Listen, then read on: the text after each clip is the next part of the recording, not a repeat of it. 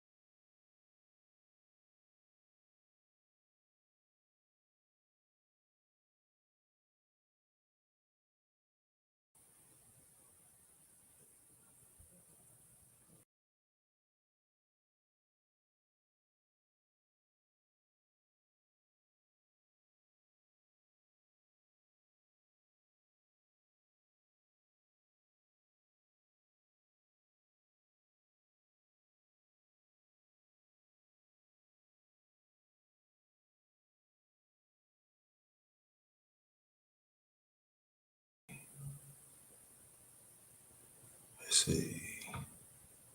All right, all right. Welcome to my channel, The Underrated Darkness. Yours truly, the number one grinder. Welcome to my channel, The Underrated Darkness. Yours truly, the number one grinder, one of the best case secrets on social media. Believe that we got another chop up with my brother here, brother Guy NOLLYWOOD. Like me from New York, like I do. So we're gonna get up. And before I introduce the brother's gonna ask questions about me too. This ain't no interview, it's a chopper. So he's gonna ask me questions too about me, and I urge him to do that. So what we're gonna do, we're gonna bring the brother in, the one and only My New York fam, brother Guy Nollywood. What's good, family? Welcome, welcome, welcome.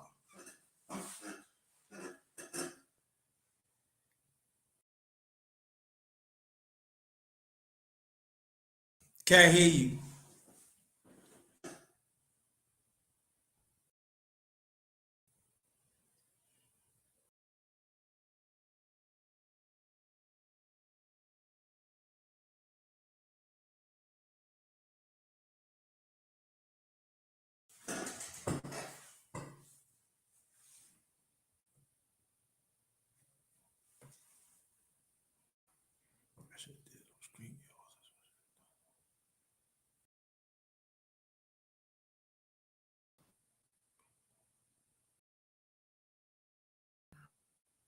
Still can't hear you. Peace of power to you, brother Picard. Thank you so much. Thanks for coming. Let me see. Okay.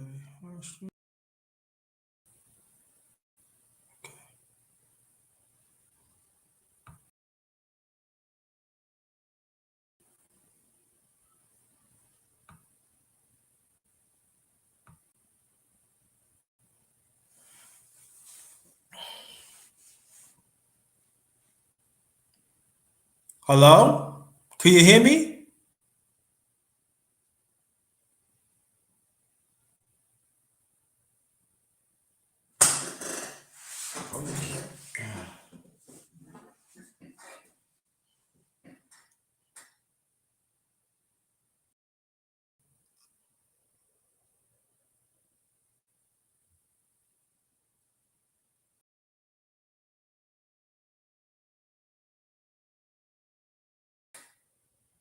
Maybe you might have to go back out and come back in.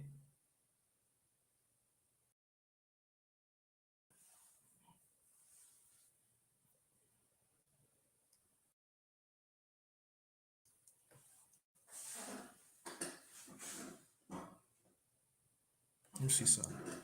Say something. Say something. Nothing. Hold on. Speak it up.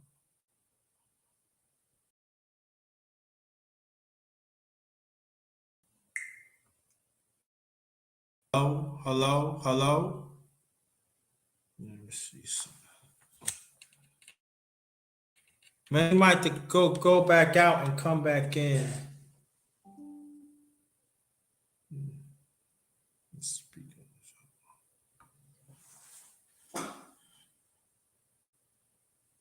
No.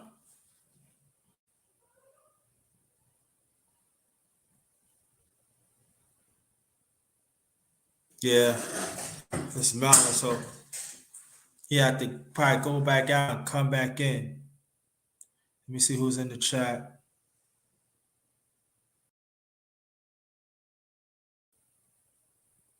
Hey, Triple C, what's good? Thanks for coming. Thank you. Appreciate that. Glad you're coming. I don't know.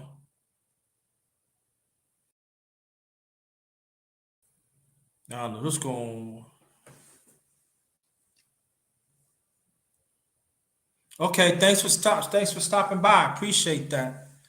Again, welcome to my channel. The Honorary Dark is yours truly. The #1 grinder. One of the best kept secrets on YouTube. The best of you. All right, you see. Okay. Yeah. You can hear me, right? Yes, I can hear you. Now I just want to hear the sound.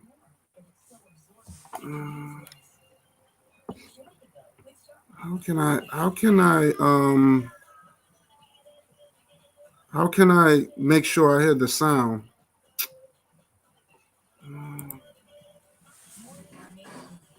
They won't even What happened?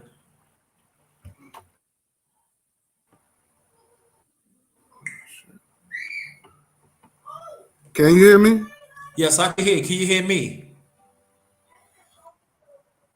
Yeah, I can hear you. Okay.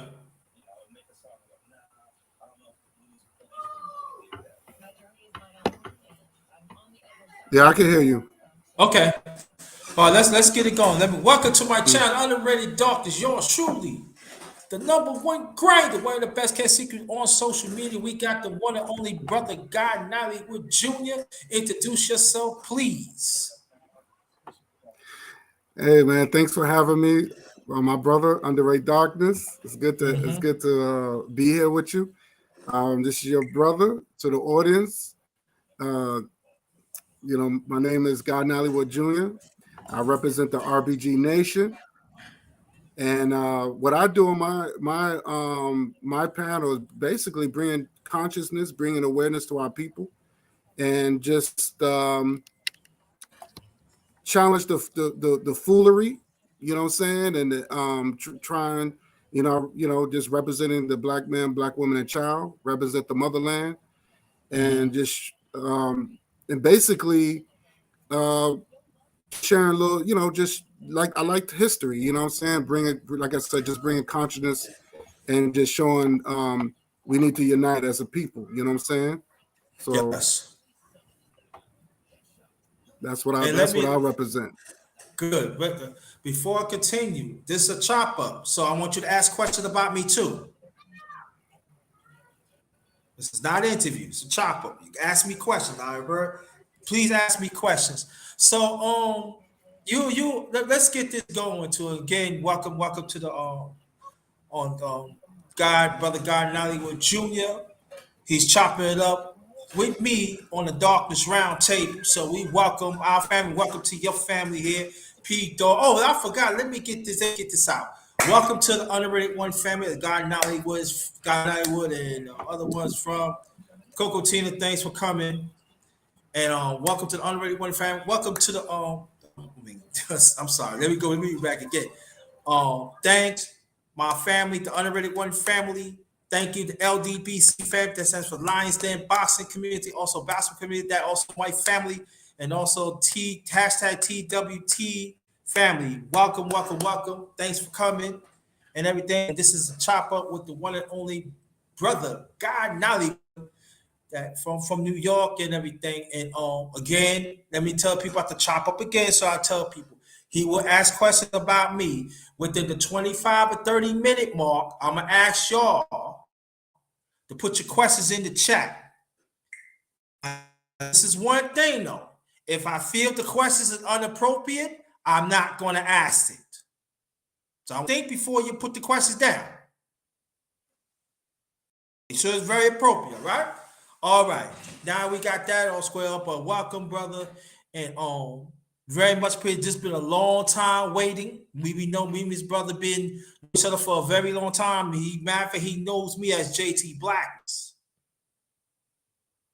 And we've been like this. He knows me when I do my thing, but he sees the growth in me, and also like that. Yeah, he smiled because he know I used to do my thing. I used to put people in caskets. You know what I mean? Let people come after me. He could tell you, but I always had a conscience in me, and he's one of the few brothers that helped me along the way. Like, this is you right here. You need to do this. You conscious. You a positive brother. You a smart brother. Come on. And I appreciate that he sees potential. And I always want to thank you, but I thank you for that because you didn't give up on me. And that's what black man's all about. You don't give up on another black man. Now, if he's an ain't shit motherfucker, he's an ain't shit motherfucker. But he ain't shit. I don't care if you got a job or you got a lot of money. You ain't shit. But he never gave up. He wanted a few bucks. He never gave up me. And I appreciate that. I really do. So I want to thank you. I just want to say that to you before we start the chop and let people know about, me, I had people that believe in my vision. Once upon a time, I got sidetracked and they pushed me along. Come on, man, we need you. We need you here. We need you. And I appreciate that. So thank you. I really appreciate that. From the bottom of my heart, brother. Thank you so much. And he's from New York, so you know his New York swag always there. You know what I mean? Right. This is it. New York swag right here. That's right. Yeah, mess with this. You know what I mean? So You know, swag. You know what I'm saying? When I go to people in New York, it's I got to people said this is a persona. Nah, this is real right here. This is swag. You know what I mean? This is something that I know all black people we got swag, but New York is like it's there. You can never shake that. So I appreciate that. But let's get it going here. I'm excited. I know you're excited. Let's get it going here. Is your mother father living? I'm sorry. Repeat that again. I said, your parents. Repeat that again. Is your parents still living? Well, I haven't seen my father in a long time, so I don't know if he's okay or whatever. But my mother's still alive. Yes. Good. All right. Okay. Do you have any kids? I know you have, but people know. Do you have any? I know you had a family, right? Yeah, I have a family. I have a boy and a girl. She's 13. I have a son that's 8. Okay, cool. Pete Dog in the building. And shout out to Coco Tina. Shout out to you. And Thanks for coming, sis. Brother Bakari too is in the Brother house. Bakari, I want you to go check out and Triple C Tree. I ain't see that person in a while. Thanks for coming. And I want y'all to come back. I remember, I don't know what's around maybe New Year's Eve. You was talking about Malcolm X and them. I want you to go to his channel. He got great stuff. And he breaks it down that people talking about it's a theory. No. He breaks it down and stuff. I want you to go check it out and everything because you're not going to get better than that. But now I want to ask you that there's a difference raising a daughter and raising a son. And I want you to explain to people as a black man why is a difference. And also the co-parent, how that goes.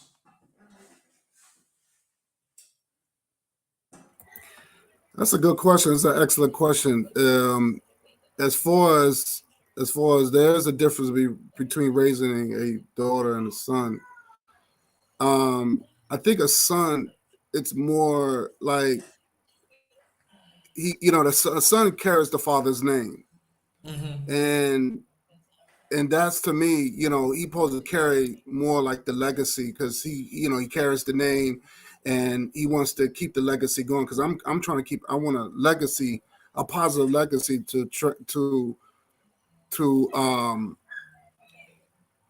for my grandkids and great grandkids. So when they hear my last name, the last name, they know, they'll be like, okay, that family is legit. You see what I'm saying? And even when I tell my daughter, me and my daughter had that conversation. She was just like, yo, why do my name have to change after I get married? I said, well, because you belong to that man. And I said, and hopefully that you can show that that you come from a family that's legit. So she's still going to represent me no matter what. And I said, then I told her, never ruin the family's name, because we have a legacy that we trying to keep positive. And a lot of people don't know that. A lot of people know that legacy is very important. You know what I'm saying? So as far as sons, it's different because and I think that's really the only difference is the name. However, you want to teach your son that to learn how it's important what it means to be a man. What's the mean to because a lot of these guys, a lot of these kids, a lot of these young males growing up, they don't know what it means to be a man. They don't know because they grew around women so much, they become soft. You see what I'm saying? So when I grew up, my father wasn't around like that. Last time I saw my pops, it was like 12 when I was 12. But when I got into my teenage years, man, it was tough, man. So I had to, because thanks to hip hop, I had to learn to be tough. I had to learn how to take no mess. You see what I'm saying? Like Tupac said, hip hop was his daddy. So So that's why I want to teach my son, so he don't have to rely on the music industry. I want to be there to make sure that, hey, you know, you gotta learn how to protect, you gotta learn how to defend yourself. You want to be respected by the sisters, you want to be respected by women, you want to be respected by your peers. As far as the daughter, like, I could only teach her so much, but as far as how to teach her be a woman, how to be feminine, how to be classy, how to be respected, I'll leave that to her mother. Right. You know what I'm saying? Only I could just tell her, hey, don't do anything that's going to disappoint me. Don't disappoint your family. If you got anything that you need to, you know, anything that you want to question, I don't care what it is, come to me. You know what I'm saying? Because I grew up around women, so I know the ins and outs, and I know how the man should treat you, and how you should know how to treat a man. Yeah. You know. So there's a big difference. I mean, I'm still learning as a father. I'm still learning. So I don't have it all together, but I'm still learning along the way. So That's good. Yeah. That's all right. Yeah. And again, I want you to ask a question about me. Whatever comes up, please ask. Whatever comes up. yeah.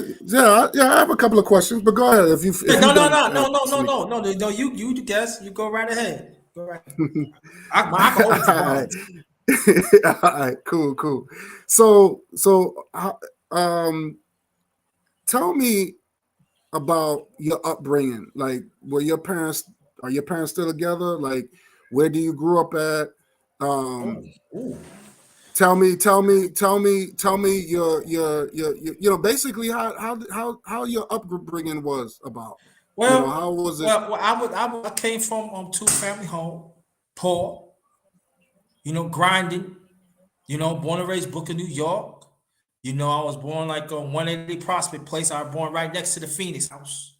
Like people think, I would live right next to the very first Phoenix house. And also, I was a Jehovah's Witness, so I do believe in God and stuff like that. But also, my political beliefs with the Black Panthers. I learned when I learned back when I was very 5. So my political beliefs and everything else that's surrounded by Africa and all that, we build. Me and you build. But that was my starting base of the Black Panthers. Learn about, go against the system. I was around the times that the feminists was really coming to the picture. And the sad thing about there are some black men and some black women have fallen to it. I seen Ashley Blackman get kicked out the house. I actually see the women also get kicked out the house because she's sticking up for the black men. I had 2 of my grandfathers had passed away very early in my age. My late mother's grandfather, I call him Grandfather Wallace. He passed away when I was 6 and 72. Then my late father's father, he came up from the South and lived with us because he had some problems. So he passed away when I was 8 and 74. So right there, that had a big impact on me, and then took me a long time to really get over it. But when I learned for each one of them, it's besides my late father, we didn't really like. But the last year, I'll get to my father. But the last year, I said the last year and a half, it's like we got close and like that. But grandfather Wallace, my late mother's father, he was like something in the street. You know what I'm saying? He was known. You know what I mean? But he always protected his family. He always believed in he's old school. So he always about masculinity. He always say, my father, like, you put him in, he said, I'm putting him. He always told my mom, nah, because I was the youngest at the time. So he put me in the car. You know what I'm saying? We used to kick it. He used to tell me, like, there's gonna be some things happen at the time I was in special ed. So I'm gonna get to that too. But I learned from him. And so he always about keeping family together. He was always about community. You know what I'm saying? Always talking about you got to hold men accountable, but also you got to hold women accountable. He said you're gonna see a lot of funny things happen to a black man, and he told me this. I want people to understand this. I was 6. I remember had those things because you know what I'm talking about. That they always said that we have a short memory. Us as Africans, no, we the most smartest in the world. We could withhold knowledge like for centuries and centuries. So I remember that. And so when he died, it hurt. And really think about it right now, it does hurt.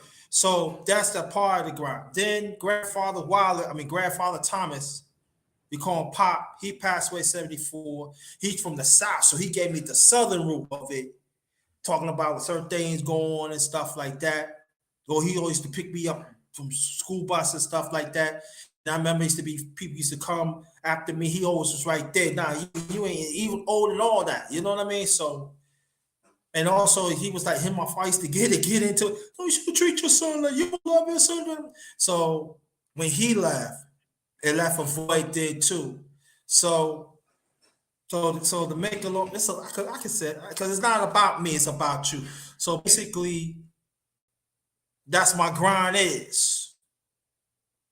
That's my grind, because I always was an underdog. You know what I'm saying? But they always helped me that you a star. You hear what I'm saying? Even with the Black Panthers, with the women, that you a star. We expect you to protect us, but at the same time, the women I think was protecting us too. You hear what I'm saying? Because they knew the system, the evil system. That as you heard from me for years that I want to break the evil system. And that's the root of it, that's really the root of it. And then, I started learning about other people, Malcolm X and other people like that. But the evil system, that's why I never was afraid to go. I never was afraid to go against the evil system because I got home base when I was very young. And I'm thankful for that because when I was 8, it seemed like I got my PhD. I'm starting getting my PhD of learning about our people in the system. And I see things what it is. So they said, I remember one Black Panther told me, like, you got to sit back and understand what the history is. You got to see it. You got to know it. And you got to attack it. And so that's what I got from.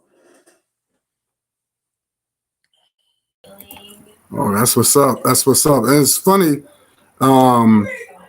Your experience is almost similar like mine because, growing up, you never, experienced about racism.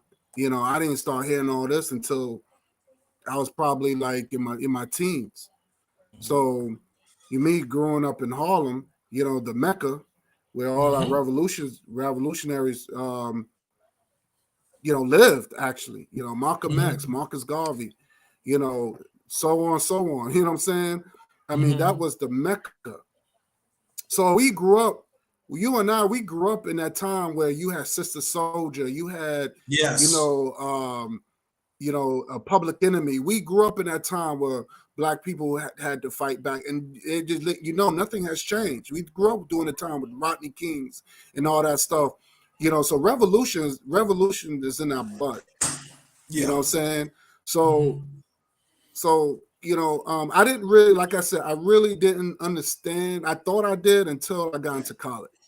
And I started to hook up with, conscious brothers, and they were just saying, like, I was just like so amazed, like, so wow. They were just saying, like, yo, if you want to learn, you got to buy these books from the brothers that's selling books because you're not going to find it nowhere else. So I was so intrigued of learning my history, and I realized that we was robbed. So no one can't tell me nothing. So I'm starting listening to the scholars like Brother Jabari. He's breaking it down. And even now, like I said, I'm still learning. You never stop learning. And I like to share Never information. stop learning, no. I don't charge. I don't do all that stuff. No, you can't. So when you hear me now challenging people, just like when I challenged the Muslims and the Moors and all that stuff, they're telling you fairy tale stuff. Yeah. I was there when the New Year's Eve. That was their New Year's Eve. I was giving you questions too. Yo, ask them about such about that because and you always well. I'm gonna, you know what? I'm gonna say it like this, bro. We gonna talk offline. I want to bring you back because I Mm-hmm. want to continue about Malcolm X because there's something that is very, very bothering me about the Nation of Islam. And it's been at me for ever since I could say when I was like I said about 9 or 10, around the time that Elijah Muhammad passed and stuff like that. I want to go talk about that, and I'm going to bring you back. So I want to talk more about that, but that's in the near future, y'all. That's in the near future. I'm gonna bring him back, and so we're gonna give it now. I want you to tell the people, talking about Harlem back in the days, in Brooklyn and in the whole New York City, why tell the people we have scholars that come to our city free of charge and give us the knowledge, even though we was giving them money. Tell them how it was very important of that time when we had scholars that known around the world that come to New York and giving us, and I'm talking about giving us knowledge, how to defeat the system, how to work it together, and connect the ancient times to these times right now. Tell the people, please. Yeah, I mean, like I said, they really didn't come to the schools like that, but I think we had talk shows back in those days. Remember the Donahue shows, the Sally Right? They had they had Khalid Muhammad coming on there, and a lot of those talk shows really opened my eyes on a lot of things. Right? You had even when you had the Hebrew Israelites versus the KKK, right? So you had learned a lot of that stuff on TV was different. So when I couldn't wait to come home and watch these important, our people breaking stuff down, talking about our history, talking about, what was going on. You know what I'm saying? We had educated, look, the rappers were educated. Very educated, yes. I agree So with that. very educated. I mean, Ice Cube broke it down at the time. I mean, we have very intelligent people breaking down what was the system doing to us. Yeah, and So, even yes, yeah. So you had a lot of these like very you had a lot of speakers that came on here that looked like us, just informing the youth. Because they wasn't coming in our schools. They wasn't doing that. So it was they was, like I said, and a lot of them at the time, and you notice they stopped doing that because a lot of the youth is starting to wake up. They start to fight back. And you notice, and then that's why you don't hear about Sister Soldier no more. They killed Khalid Muhammad. Yeah. You see what I'm saying? So I just think a lot of the times, I think because there was too many of us was waking up, and now people like me wanted more. I wanted more of that consciousness, so I started going to the books and started, saying, going to, because like I said, we was teaching each other, brother.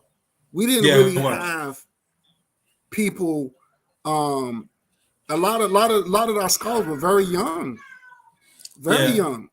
Yeah, and also I remember. I'm sorry. Go ahead. No, go finish. No, you good. No, I'm just saying, like, if you look at in the 90s, Sister Soldier, all this, how this young girl was going against what's his name, Cornel West, and all these even Al Sharpton during the time when he was fat. You know, before he sold Yeah. out, he was doing. Yeah, He yeah, was really breaking it you down. know, So people talking about the 2000s what he did, but yeah, as you know, almost 30 years before he sold out, he ain't beat that. So he sold out even yeah. before that. So you know, but also I want to ask you a question. Now you know we have famous guys to be at the state building. Sometimes they Mm-hmm. show up. They Mm-hmm. show up at like certain places in Harlem that they also rent for free. They be in Brooklyn and parks and stuff. Now I'm That's gonna true. ask you. That's true. I know you've been part of it because we talked. I've been part of it, and so tell the people because you know one of my favorites. You know, one and only. Oh man, woo! It's a whole lot, but you go right ahead. You go right ahead. But you know, Brother Henry, the one and only our ancestor, Brother Henry Clark. In Right. my Right. time, I've seen Oh those yeah. time Henry Clark, and at that time, people don't know. People at that time in the '80s, he was going blind. Right. That's true. He was going That's true. blind, and he was doing the top of the head. And so I had you know, I went to see him at least in the '80s, maybe 4 or 5 times, because when he come, it's packed. So Mm-hmm. sometimes when I Mm-hmm. come, I have money, whatever money I just get. And I talked to him like 10, 15 minutes one time, and I told him everything. And he said, Soldier, you need to come on, you need to be in these streets. And you know, so that's another one, another ancestor that pushed me. And I said, yeah, I told him about my little story of my life and everything. And he said, don't worry, you know, you keep on reading, you keep on doing the day because you on the right track. And so when you had Dr. Henry, I'm talking about our ancestor, I'm talking about one of the best scholars ever that tell you Mm-hmm. that a Right. young man Right. from Brooklyn, New York, that you know, trying to do whatever he can to defeat the system and give you that boost. And he said, you keep on reading, you on the right track. We need brothers like you. You make sure that he's all right. And so when he tell me that, I was in tears because Mm-hmm. let's be honest here. We from New York. You know how New York was back then. So when you have this guy that took time to embody the image of a young black man, no matter you from New York, whatever. But I'm talking about me from Brooklyn, New York. Man, I'm telling you, I was home. Right. I remember I took the train home. I was just in tears. Like, Dr. Henry Clark Mm-hmm. talked to me. He ain't had to talk to me because I'm there for the knowledge. Mm-hmm. I'm there to like do whatever I can to help. But he took the time to stop talking to me. It was one of his agents. He said, "Who you want?" I said, "I want to talk to them, but maybe they don't want." They talk to you. And there was other like big people said, Mm-hmm. well, you don't know, no, you have to wait. So Dr. Henry, you bring that young brother after we finish. And make sure that brother sit in the front when I get this. You know, he always said when I get this work. He had me because I was in the back. He said, tell Mm-hmm. that brother to sit right in the front. And they said, well, we said, Mm. you sit over there. You know, I want him to sit right here. And I just Oh. so think of like this, like I was getting right here, right? My atmosphere was right here. Well, after he finished talk to her, it took off. Mm. Mm. Dr. Wow. Henry Clark, I mentioned when he passed night to that broke my heart. Mm. Days Yeah, broke my heart. I But never really met. Yeah, I usually see those guys on TV, and that's how I kind of like Dr. Ben and these guys. I used to see all those guys on those are scholars I used to see a lot on certain channels. yeah. My favorite show was Like It Is. I don't know if you remember that. What? With Gil Dr. Noble. Gil Noble. What? That was my show. I used to watch. I You was like, I used to watch that every Sunday religiously. stop it. Tell the people how that show was not just New York, but around the country, how that show was very important for us as the people that we is church. To watch. We don't play basketball. We don't do nothing. I play sick. I said, Mom, I want to go watch the way. Gil, no. Oh my God. Yeah, I'm telling you. And that show was off since 1968. Mm-hmm. He had got him claim power. And then a lot of scholars used to be on that show. A lot of scholars. And I'm telling, oh my goodness. And a lot of knowledge. You want to get knowledge for almost 2 hours? Mm-hmm. Mm-hmm. I remember he used to for 3 hours. Wow. Wow. Yeah, because that show used to come on from 12 to 1. 12 to 1. Every Yeah, Sunday. we saw 12 to 1. But when it first, it used to come 3 hours. But they cut it down to some. Wow. So that hour, you impact you a lot. Mm-hmm. Like that was my show. Yes. A lot of people don't know about it. Gil Noble, I remember when he first spoke about Malcolm. He said he didn't like Malcolm X in the beginning. He thought Malcolm X was. He said he thought Malcolm X was an instigator. Until somebody told him, look, man, and this is after Malcolm got killed. Somebody told him, oh, you got to really listen to him. And one day he said, you know what? I listened to Malcolm, and because he had an opportunity to meet him, remember? Yes. He had an opportunity to meet him, and he didn't want to go. But one of his friends, I think he was white at the time. He wanted to go check out Malcolm, and he was like, I'm telling you, you're not gonna like what he was warning his white friend. He said his friend came out whiter than he came in. So when he finally sat down and listened to Malcolm speak, he said his mind opened. He said a cloud just removed, and he said he just regretted not meeting him. He said whatever I thought, I was wrong. So if you notice, every chance he always played Malcolm X, always gave tribute to Malcolm. And I remember that. I was like, wow. And that was so intrigued. And that was my first time. I think this is before the movie even came out. Yeah, it was. So you're right. So then you had the Spike Lee movie and everything. So he kind of really inspired people to really he really pushed it off, launched it off about Malcolm X, the history of Malcolm. Yeah. You see what I'm saying? So Gil Noble was he's always having scholars coming on there. That's how I kind of learned about these guys. And all these when he had these guests on his show, that's how I learned about all those scholars, just by watching his show. So it's safe to say, he was very important. Yeah, so safe to say, let me ask you a question before we continue. Is it safe to say that, and I'm thinking just now, when you talk about like it is, that was our library?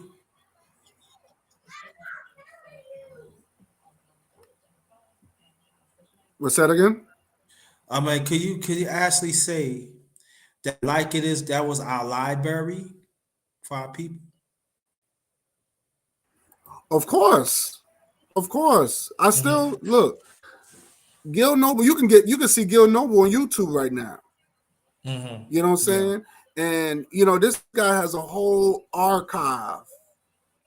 And I think in my opinion, I think they should take all his archive, just sharpen it up and put it right back out there.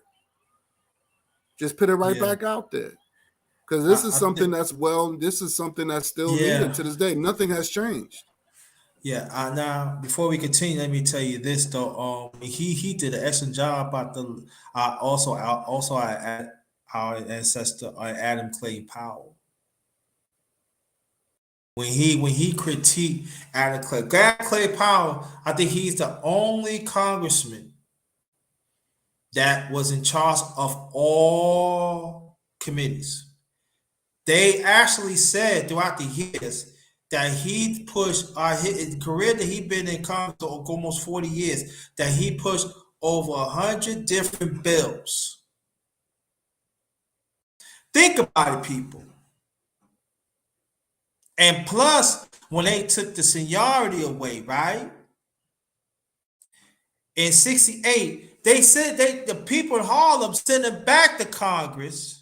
He was a lame duck back then, but they sent him back to Congress in 68. Okay, oh, you think you could do that? And they sent him New York. Matter of fact, I mean, Harlem did too, but New York, we sent him back to Congress, and you know what happened to that, and they bloody his name and stuff. And the one who bloody his name later on in the mid 70s, they ended up got caught up in scandal and they had to leave Congress too. So, but he did a marvelous job on the liquid Adam Clay Powell. And he also was right on the side of Malcolm X too. And always talk about Black Power and stuff. And also he did a speech. I never forget, it was in High Bridge, the Bronx. And what he was saying is this.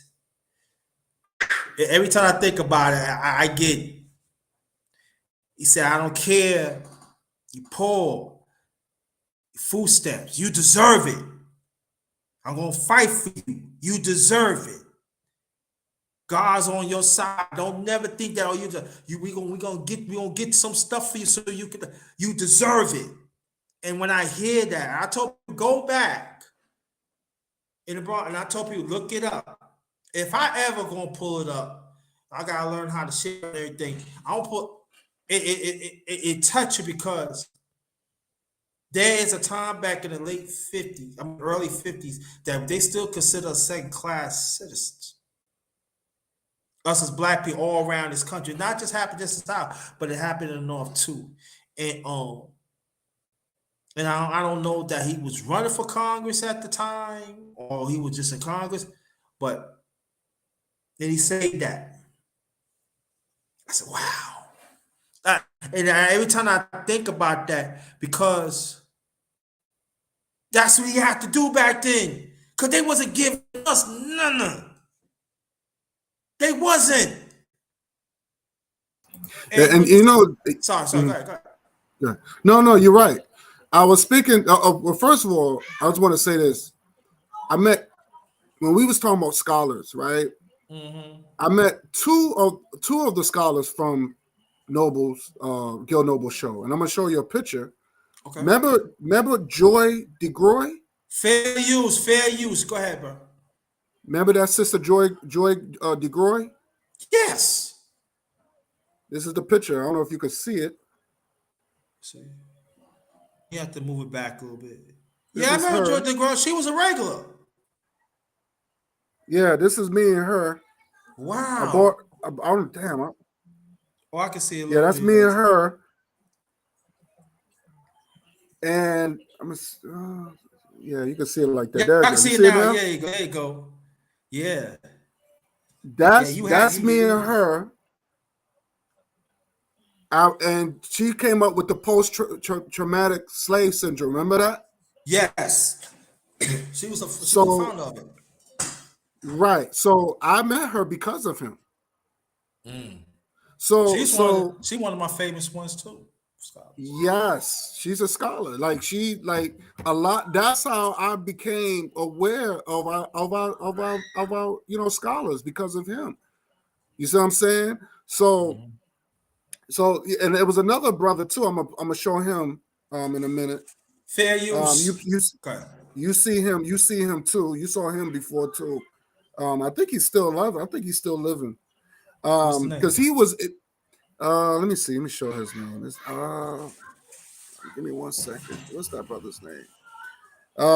But when you were saying, I'm gonna pull it up. But when you were saying how they wasn't giving us nothing, you're right.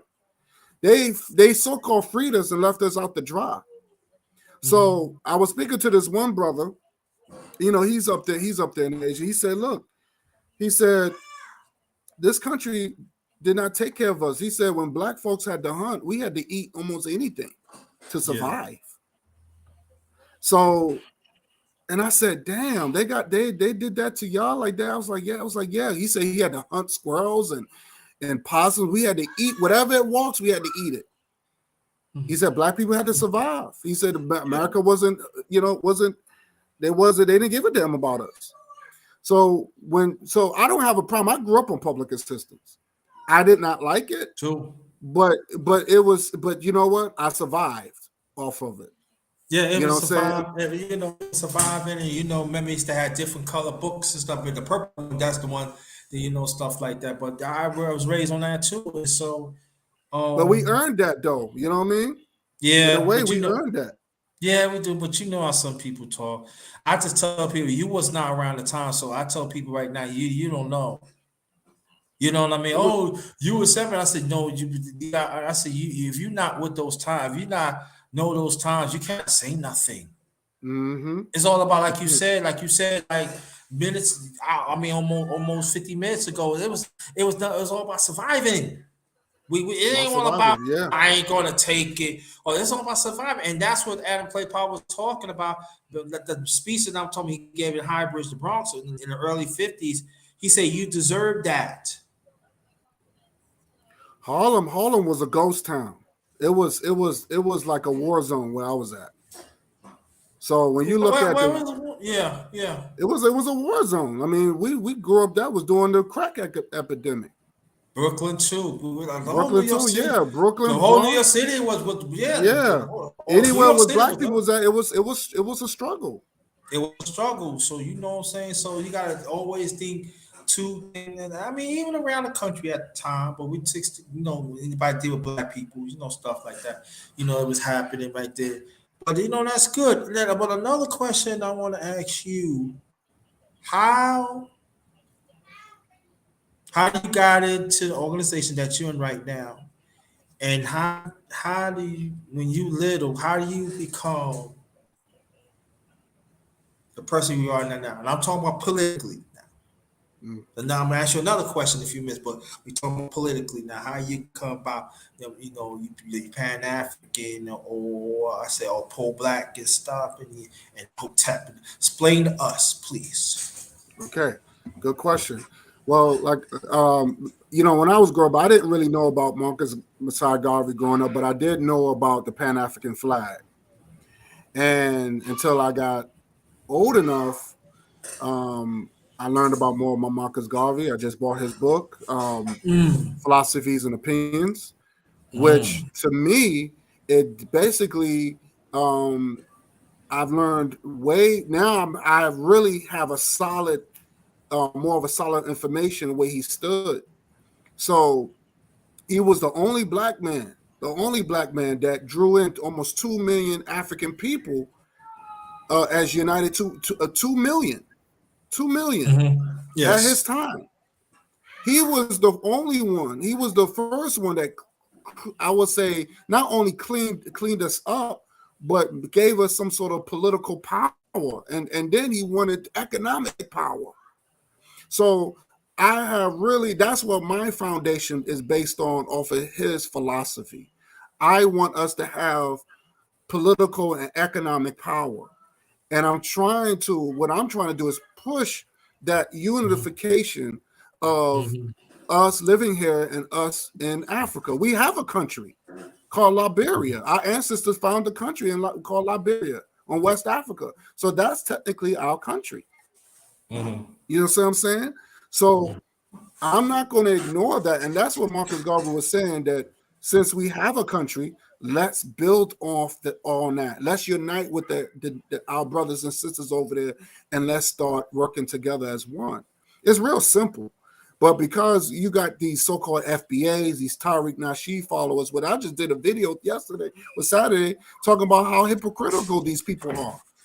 You know what I'm saying? The Dan Callaways and all these little fruit gazy dudes talking about we're not African people. What are you talking about? And then when you ask them, well, where's your proof that we are not? They can't give you that. They can't show no proof. So now I realize these people, you're gonna have coons and coonettes that's go up against the political structure of what we're trying to do. They don't want us to unify our people in Africa. They've been fighting against that since Jimmy Carter. They said that this is they put out a decree to not let African ascendants in this country to unite with African people in Africa. It was a decree.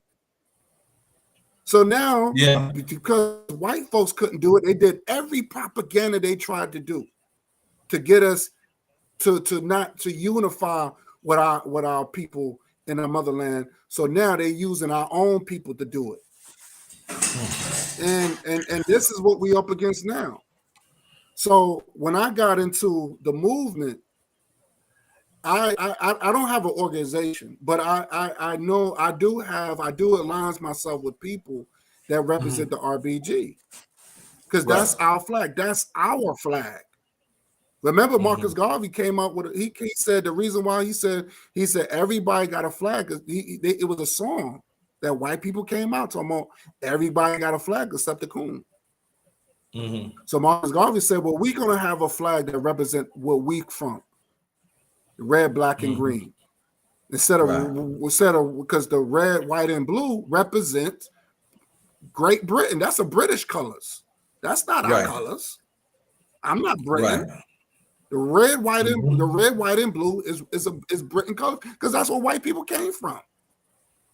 And the stripes is Greek. That's the Greek flag. If you look at the Greek flag, the Greece flag, that's what if you look at the United States flag and the Greek flag, that they took that design and just put red, white, and blue on it. So they did not forget where they come from. So why do we have to forget where we come from? So that's what I'm pushing. I'm pushing to us where we can rep it our flag, and that will be our flag to represent our continent. So that's the movement, and what, like I said, reading Marcus Garvey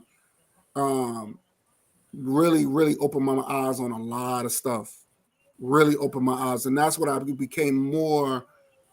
Because I was off of YouTube for 10 years, and yeah, I was off of YouTube for 10 years. I started YouTube at 2008, and then I just started. I really didn't have anything going too much. I was always going up against interracial dating and all the other stuff, but I really didn't have nothing concrete. So what I did, I would just off of YouTube. I didn't make no videos. I still have my channel, so I would put concert videos or whatever. But then when I started back in, I think around 2018, I have more of a concrete foundation what I wanted to discuss and want to share, because I was doing that 10 years. I had to really, study who I was and where our people come from. So you learn about the African society, you learn about African town and little Africa. Our people knew where they came from. They knew. So yeah, man. So that's what really I became my own scholar. I had to become my own scholar because I learned from the best. You know what I'm saying? So we have to carry that torch. We just have to carry the torch. So that's what I'm doing. I'm trying to carry that torch to inspire the new generation. So all that stuff that we have learned, I collected. Malcolm X, Khalid Muhammad, all those Joy DeGroy, all those scholars, all those people that we learned. Sister Soldier, I kept it in me. Yeah, and also I did not forget. Yeah, also Dr. Ben, Dr. Francis, I learned Dr. Francis Crescent. Yes, all those people I held, and I said, you know what? I'm gonna use that to share to the world. Yeah, that's what I wanted to do. So yeah, man. So that's what inspired me. I think because I read Marcus Garvey, because he was the founder of, he's one of the founders of Pan-Africanism. because Pan-Africanism goes before him. It goes before him, and I didn't even know that until I learned until recently. Got you. Now we're gonna start getting out. We're gonna start get out the question. So anybody that has a question, you can give it out right now. And also, brother God Nine, he gonna ask questions about me. We're gonna keep it going. Coco T said, question: how do you about encourage our young people, enlighten them with the knowledge that is not taught in schools? That's an excellent question.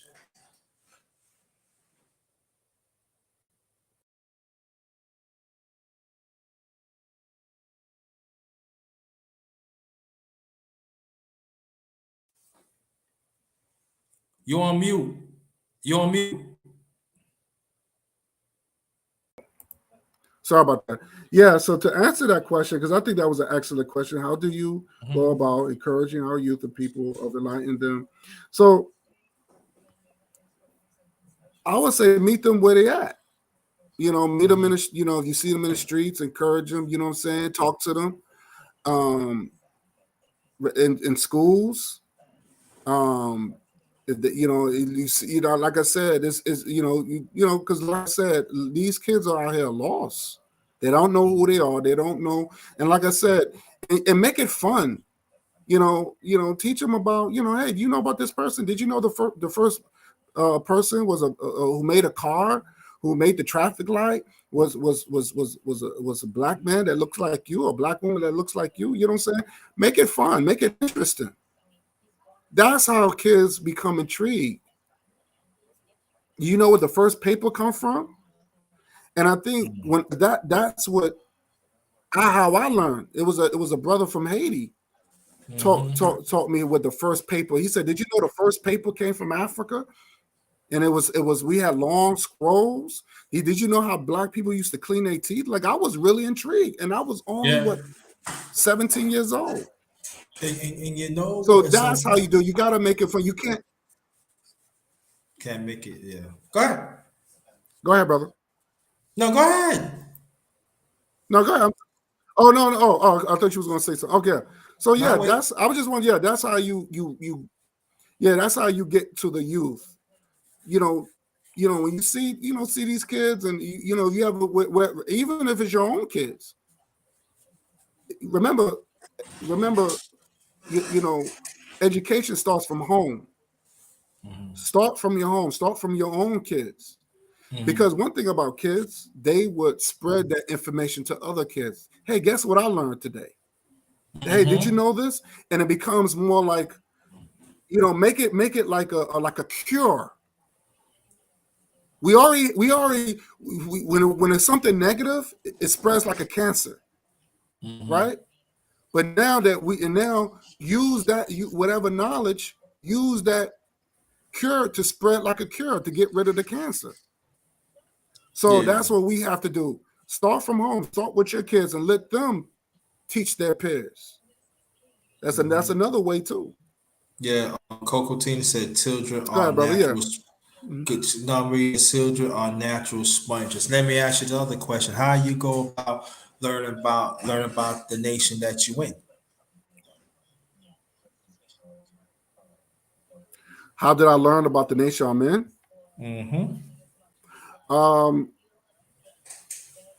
Like I said, I learned about just by reading.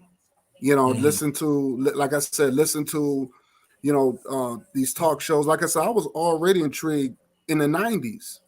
So being that I was already knowledgeable and listen to intelligent brothers like you, like Brother Bakari. I learned a lot. I appreciate that. To put me in that. Thank you. Appreciate that. Yeah, I mean, look. At the end of the day, I'm a student. Then I'm a teacher. So I want to just let you know I'm a student first.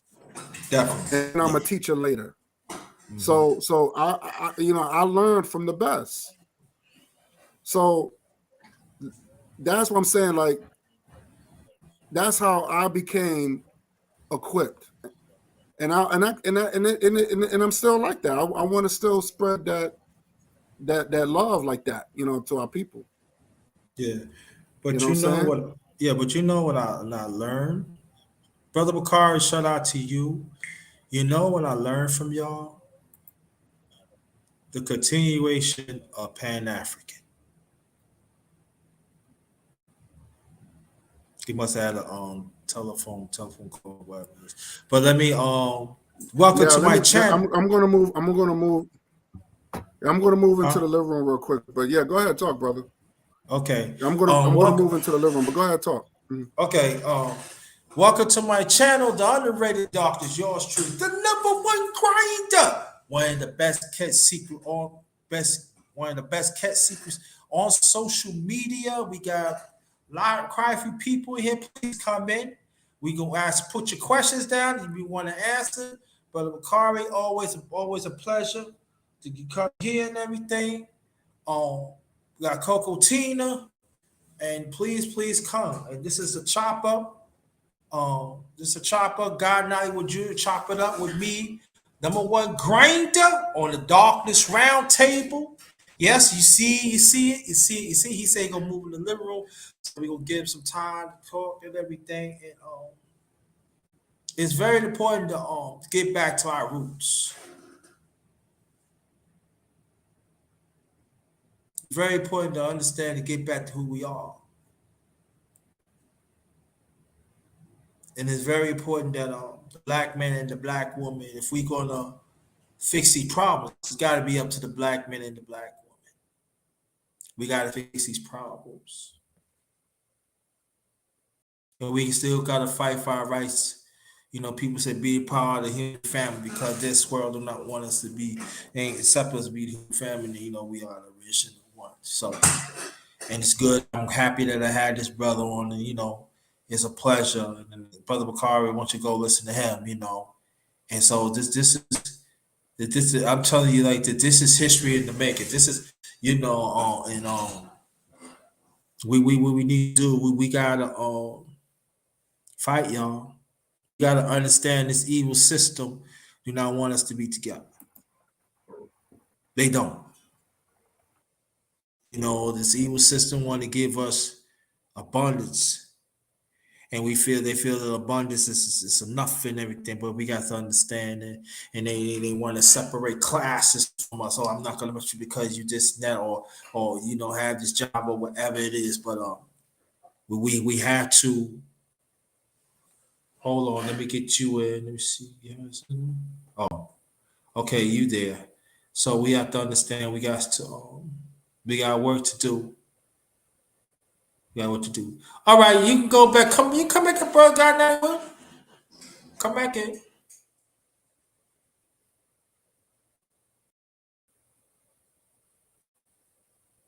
You muted. Yeah, sorry about that. That's all right. Yeah.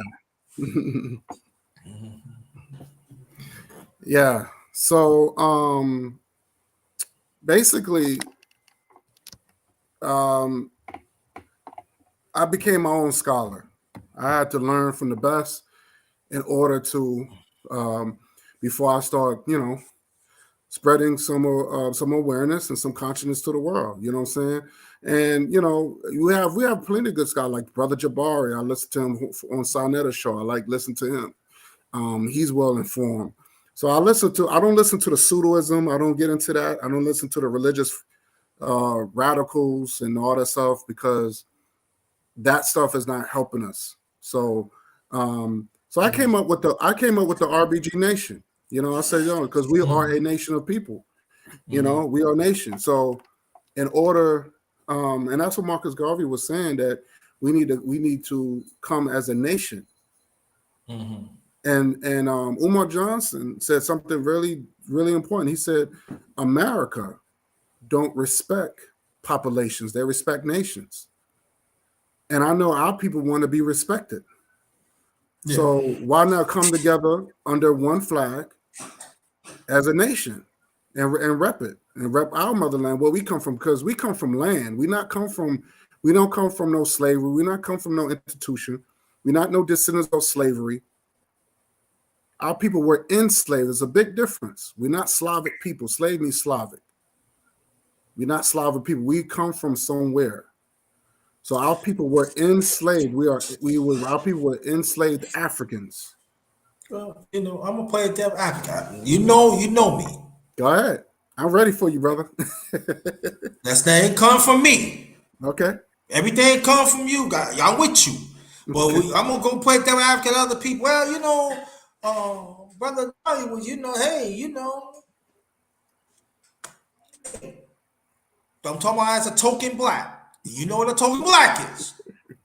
So we gonna leave it like that's why he's laughing, because he know what I'm talking about. Yeah, hey, you know, they say we don't come from Africa. They said, listen, we should. What we should do, we don't need no reparations. We got reparations right here. What we gotta do, we killing each other, and that's a lie, because they are white people kill more each other and everything. And you know what I'm saying? So I'm gonna put it out there. But we're gonna get back to the token black, you know, devil advocate here. Yeah, you know, but what is you talking about? You up and where's you talking about? You know, you trying to get us killed. You revolutionary. Where's you trying to? Where's you trying to? Are you eating well? why are you? You know what I'm saying? Where's you talking about? You know what I'm saying? What's wrong? What's wrong to mingle with some people don't look like? What's wrong with that? What's wrong? What's wrong that we you know we did what's wrong with the rainbow here? What's wrong? What's wrong with that? What's wrong with we overcome you know. Crow, what's wrong with that? They you know they build out they build out neighborhoods ever since the late 2000s and stuff like that. I mean late 1990s and go into that. What's wrong to clean up around here and stuff like that? So why we lose our culture? We never had no culture. I don't understand why you doing this to us. What you trying to do? You don't want this money right here. We earn that. That's our reparation. I'm throwing out there as a token black, and then when God and I were going to answer that, I'm going to tell you why it's wrong thinking and wrong saying. But I'm just throwing it out there. I'm just playing the devil advocate, because we got to do that sometimes. That's right. Go ahead, brother. I've heard a lot of that rhetoric, and then I tell them, I said, then what have you gained from that? You know, what have you gained? What do you have to say that it's yours? You know, because at the end of the day, you still got to work a 9 to 5. At the end of the day, you still got to work. You still got to bust your ass. You know what I'm saying? So what have you gained of being, you know, kissing your enemy's ass all the time?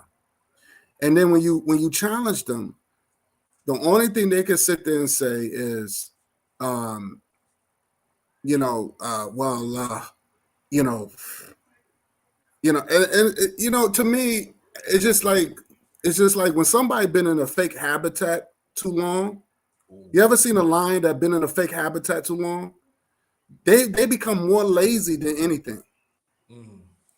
You never see if you put them out in the wildlife, they don't know what to do. They don't know what to do, and this is how, you know, some of our people, they become so what they call domesticated, where they don't know what to do. They like to be fed, and whatever crumbs that the enemy gives them, they okay with it, and they brag about it. They brag about eating slop all the time, which is bad for them. So by them saying, well, we don't need this and we got it good, and being African, I've heard it all, like, oh, you know, thank God for the white man for bringing us over there, and they for civilizing them, and I'm like, what?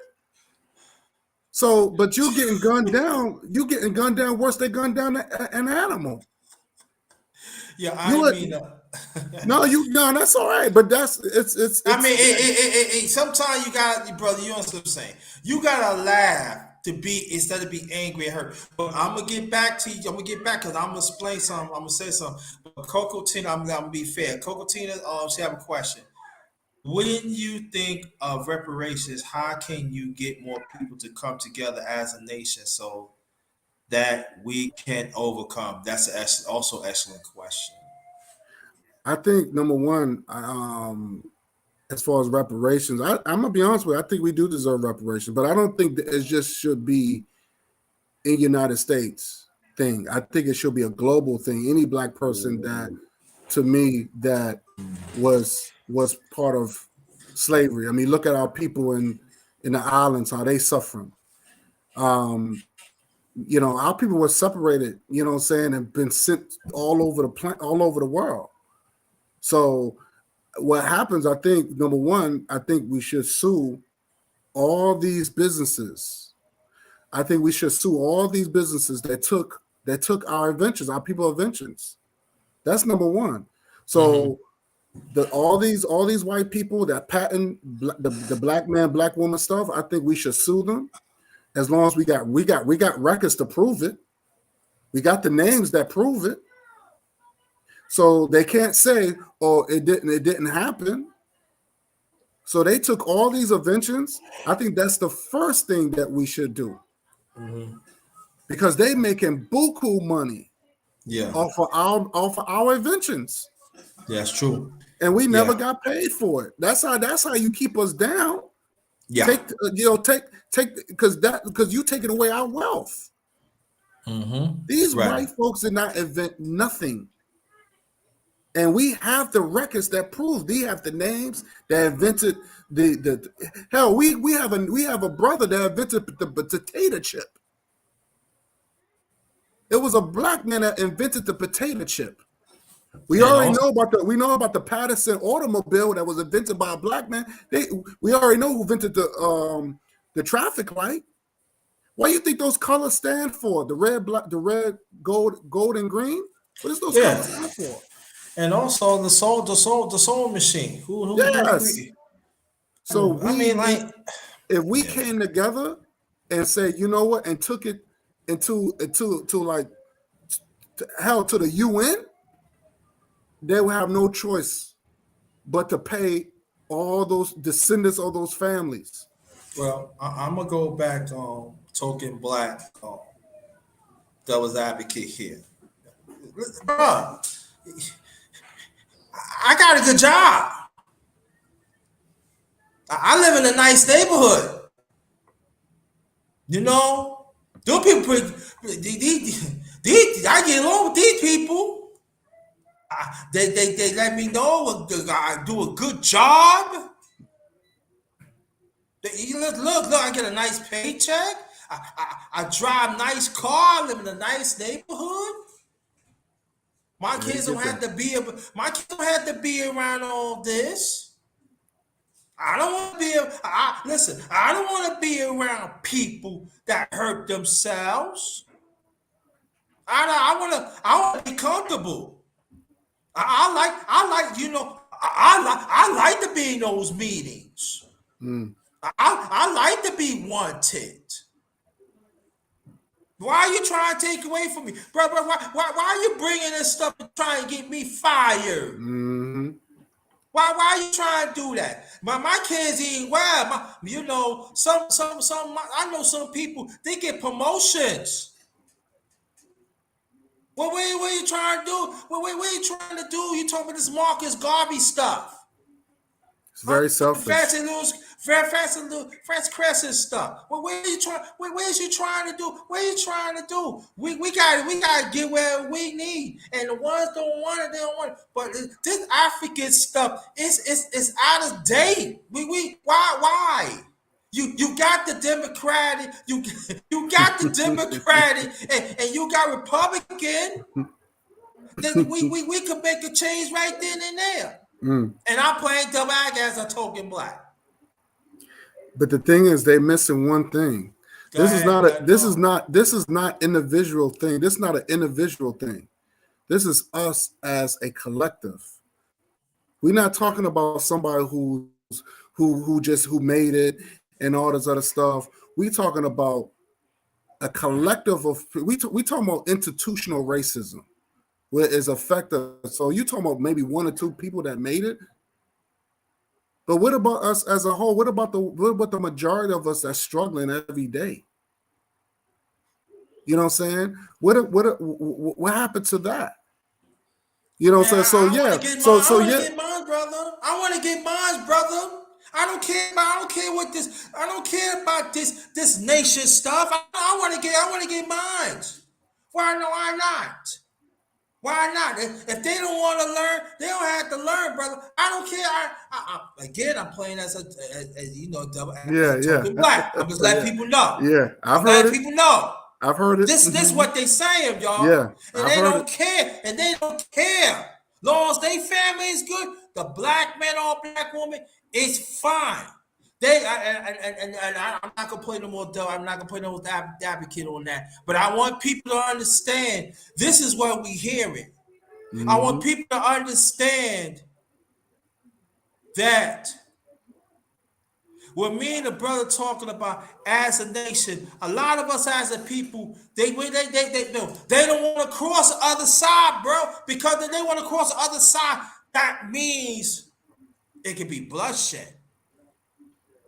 A lot of us don't want to fight, and that's the thing. A lot of people don't fight. We don't want to make no sacrifices. We don't want to make sacrifices. That's so when the thing. We talking, right, so we got to understand one thing. When you talk about you going to go against this evil system, there are, you know what I'm saying, there's a price to pay for that. Mm-hmm. And we have to understand that very loud and clear. So when you had deals with other black men, had deals with other black women, or deal with other families, you have to understand that there's a lot of us ain't do not want that change. They said they want that change, but I'm gonna do a little more advocate. We gonna but bro, you know, hey, look, man, I got a nice house. I got picket fence, stuff like that. What's wrong having that? I mean, I understand what you're saying, but do you want me to donate? I can donate, but let me say this: when you say that, that means you think that money. When you get, I'm just using you as an example. You get to that brother, he's supposed to shut up. And so for me, I don't want that money. Right, it's dirty money. It's dirty money because you do not want to get the bad money to help push change. You want certain change to keep people in power that oppress us. Mm-hmm. That looks like us. 10 Vals, how you doing? Shout out to 10 Vals. 10 Vals. So shout out to you. So we have to understand one thing, that all black folks ain't good folks. All good money ain't good money. That's right. That's right. We gotta understand that. And so and then we gotta understand that even Chuck D said every brother ain't a brother. Every brother ain't no brother, and every sister ain't no sister. And I take it further than that. Every sister ain't no sister. Nope. And so we do know with that. So like again, anybody that wants to ask questions, go right ahead. And also, brother, you want to ask questions about me? Yeah. You can go right ahead. Okay, I got a few questions I want to ask you. Go ahead. What inspired you to get into consciousness? What do you consider yourself? Number one, what do you represent? Number two, and what inspired you to become those things? Brother, you don't make me take on my Yankee hat. You know, motherfucker, yeah, man. You know what I mean? I have to like, woo, let the costumes. Well, basically, I don't consider myself whole black. I mean, what you doing at the, I feel, you know, and I consider myself a lost African in this country and fight for the rights of our people in this country and globally. I'm a warrior. As you heard me, I said I'm a well-rounded warrior. You know, and so for me, they said, why you coin the well-rounded warrior? Because the well-rounded warrior, you got from head to toe, you got to be on point about our people. And you have to, like you and Brother Picard, you got to absorb that information. and other sisters. We gotta absorb it, and we have to understand. Only the chosen few willing to listen. Only the chosen few willing to stick their neck out for the truth. Only the chosen few have to understand. You're not gonna get the notoriety that you should. So I understand this, so it doesn't mean that I don't support the brother we do, because I do support what the brother he's doing. It doesn't mean I don't support that, because you know, as you know, there are some poor black ain't poor blacks. You know, and I know that. It ain't. They don't know the real meaning of it, because they're making money. They figure they put Africa up there and they put our people up there. Oh, they suffering, and they making money off us instead of understand the history, the struggle, the knowledge, the spirituality, the culture, all wrapped in one, the movement. Everything when I say about the African movement, the psyche, we have to understand the thinking. We got to change the way of thinking, but we got to change the psyche, because the psyche has the sad thing about it. Our African psyche, it's not transformed into us. It's not manifested into us that it should. And we became soft. And we want to take one thing out the other. But all the components that I named, it goes together. And when you go together, you become a fearless person. Are you willing? I always say this. Are you willing to die for the cause? Are you willing to die to be a martyr for so other ones could push on? Are you willing? Are you willing to push on?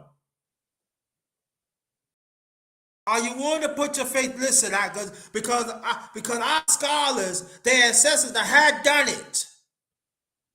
Are we continue to work to make sure what they say updated, but make sure the message is there. Make sure what they saying is very, very, very true. We got to keep Marcus Garvey going, and them other scholars we got to keep them going. Because there are some fake ass scholars for the last 20 and 30 years. They want to make quotes of them, but they not telling the whole story. They're not all about quotes. We have to understand that. They're all about an African movement globally. And we have to understand that. So, to answer your question, brother, that's what I'm all about. Well, I'm a team player. For our people. I don't have to be a leader all the time. You got a blueprint to move a certain way for our people. I put my blueprint in my pocket. God, Nollywood, let's go. That's what I believe. A lot of us want to be leaders, but we don't know how to sit back and let a person lead. And you never know. They might, and while the movement's getting bigger, we might need that blueprint. But we don't want to do it because we want to sit back and then we think we want to be doggone comfortable. And at the same time, some black man and some black woman, I get to that, but I get to that another time because it's about you. But I say this, that's what I'm all about. Y'all said, let this lost African fight for our people. I'm a lost African. There are even Africans in the motherland still don't think that we are descendants of Africa. And they need to go too. How dare y'all say that? That we came in against our will. And that all nationalities had make money off us. All nationalities in this world had make money off us. And then to this day, they still keep their riches in where they at, in their treasure. They still enslave us right now around the world. So you doggone right, I'm going against the system. I'm not afraid of this evil system. Because like I said before, and I made this up, and when I was like a very, very young boy, this evil system gotta take me out. They gotta take me out. Because I'm fighting. Because the ones that are famous or not so famous have paid the price. So I'm standing on the soil of our lost African brothers and sisters that want to have something that we have a little right now. So I gotta pay respect for that, bro. You gotta take me out, bro. Yeah, this evil sister I gotta go. I don't mind. Time to go down and go. If that's answer your question. Well, you know, and I feel you. You know, like I said, I will never. I fight for my people everywhere where they need assistance. You know what I'm saying? Like I'm just like I'm a warrior too. Right. You know, I don't think our people were lost, brother.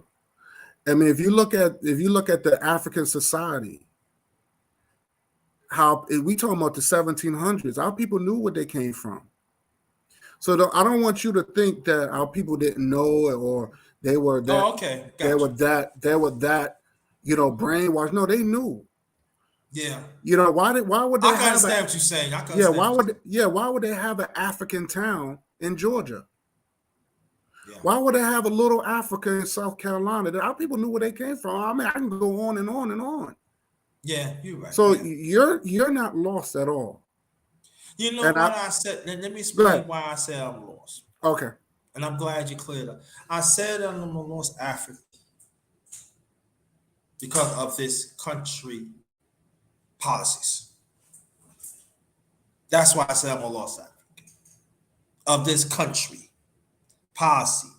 The continued policies that keep on oppressing us as Africans in this country, African descent in this country. So I do consider myself a lost African.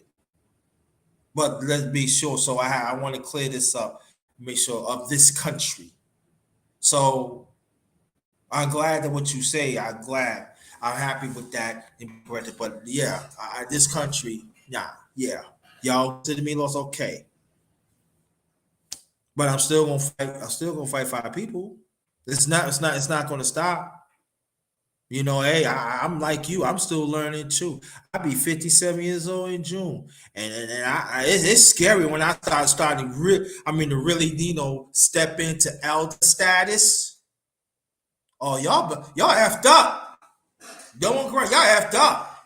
What I know right now, and even like 50 years ago, and I'm still learning like you learning. Oh man, a lot of stuff. Whoo, y'all effed up.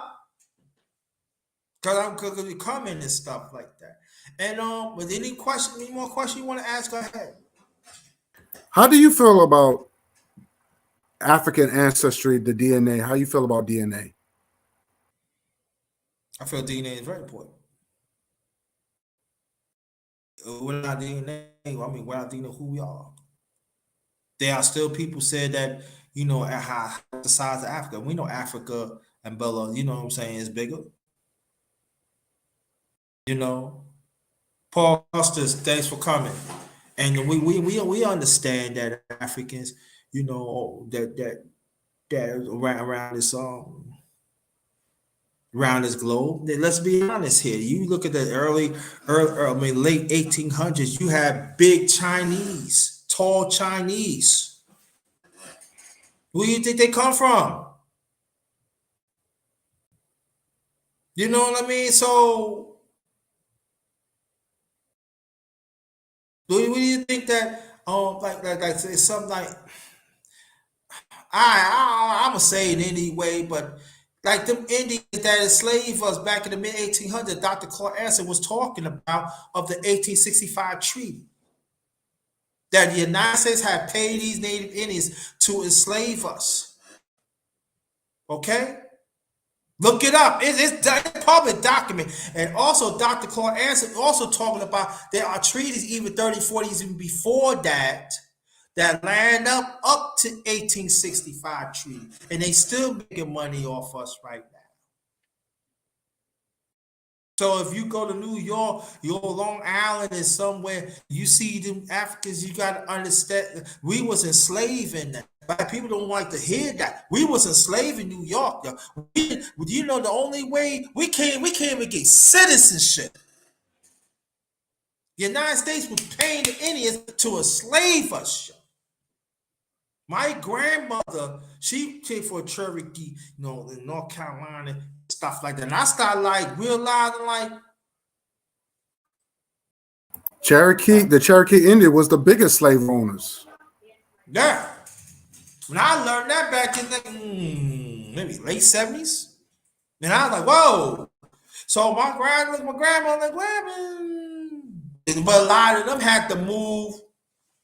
That's what a lot of them had to move up north to find land because, hey, they were slave owners.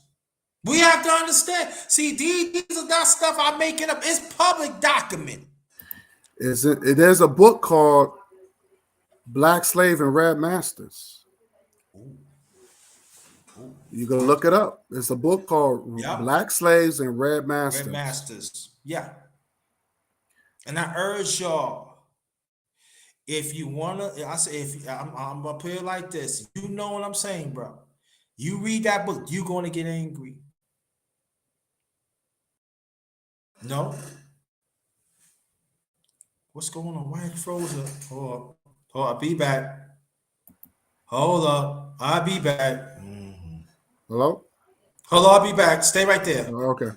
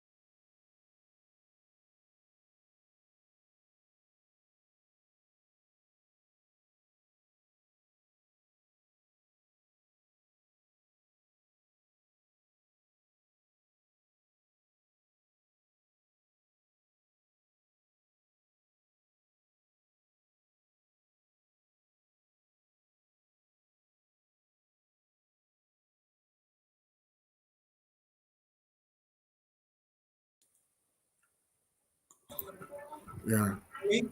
Perfect. All right, yeah, it got stopped. So I forgot what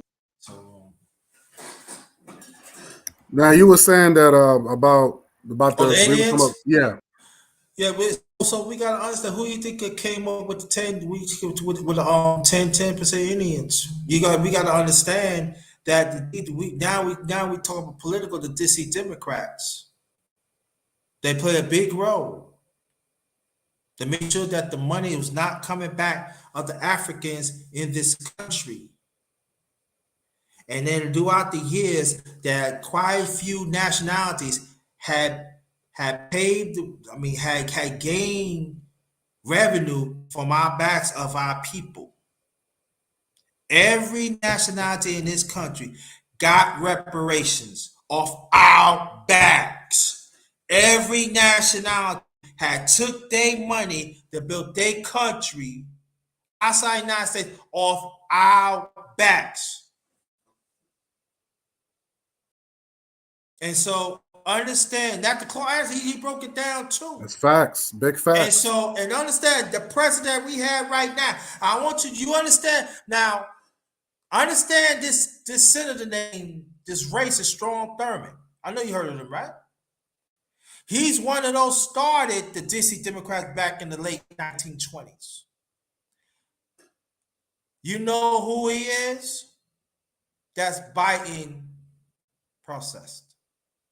His mentor.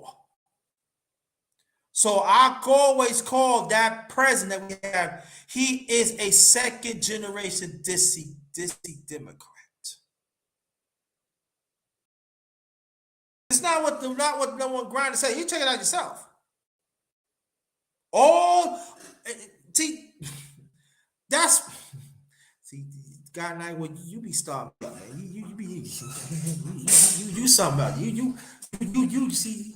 Nah, but I'm just saying, people, this is public documents.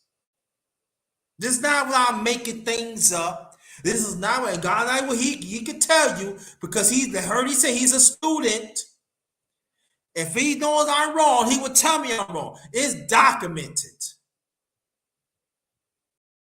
how the DC Democrats had disfranchised the northern part of the United States. Make sure the average African of those states would not get nothing. That's why Adam Plain power was very important. Because he had monopoly, he had to break that up. And they didn't like that. He one of those says, boy, you need to stay in the no. So understand what I'm saying. That I don't have no respect for Indians. Because you took our land. And you want to make it seem, and I know people want to put the white woman up there, and okay, you could do that. But the red man, you know what you did to us. You know what you did. And that's why you go through turmoil like that for hundreds of years, because you know what you did to people of African descent in this country. You know what you did. See, because people underestimate the African spirit. You know what I'm talking about, brother, because you talk about it. You fail to understand that African spirit is real. When they get you, because you didn't did good for Africans. So understand what I'm ask about. Hey, Blessing, what's up, brother? Thanks for coming. And so understand what I'm saying is this, that you know what I'm talking about, because we work together, we do with each other a long time, and I don't give an F about this, man. Y'all got everything coming to y'all. Y'all got everything coming to y'all, because what you did, y'all accept that dirty money to enslave us. And you enslave us almost 100-some years. There are some people say it's a little longer than that.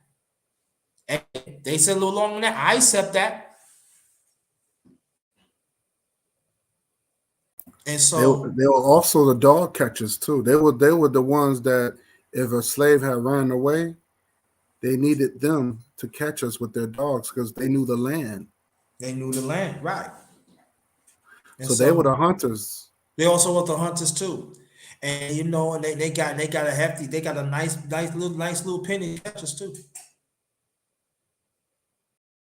So understand how the money they saved up and they bought this land and stuff. But understand this is our land. But they fail to understand the land that they took, the land they stole from the African soil. That's part of African spirit in the ground, yo. It's shaking. And so get back to fill up Joe Biden. That's what he did. But we got to understand he never changed. He just got older. Look what it like. Before we continue, let's go one thing better. You know what happened in the United States, how they're pushing drugs in our community. with the Nicaraguan government. Paid it. Oliver North act like he had nothing to do with it. He paid. He was head of the CIA. Guess who got him off? Good old Joe Biden. At that time, he was the senator of Delaware. That's the same one a few years later in the early 90s signed that bill. So he never did nothing for African people in this country. And along the way, he had pushed the policy of the DC Democrats that I talked about in the late 1920s. He had pushed it. And sometimes some of us people, we got caught into it, and look what happened.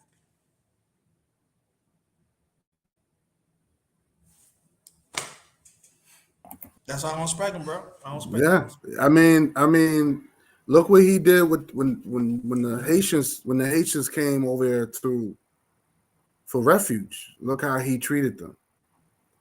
But when these Iranians or these Pakistan or whatever these Arab-looking white people came over here, the Mexicans and all these other people he gave money to.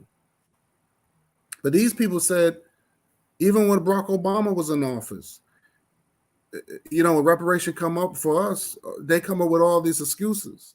Mm-hmm. But you sending billions of dollars to Israel.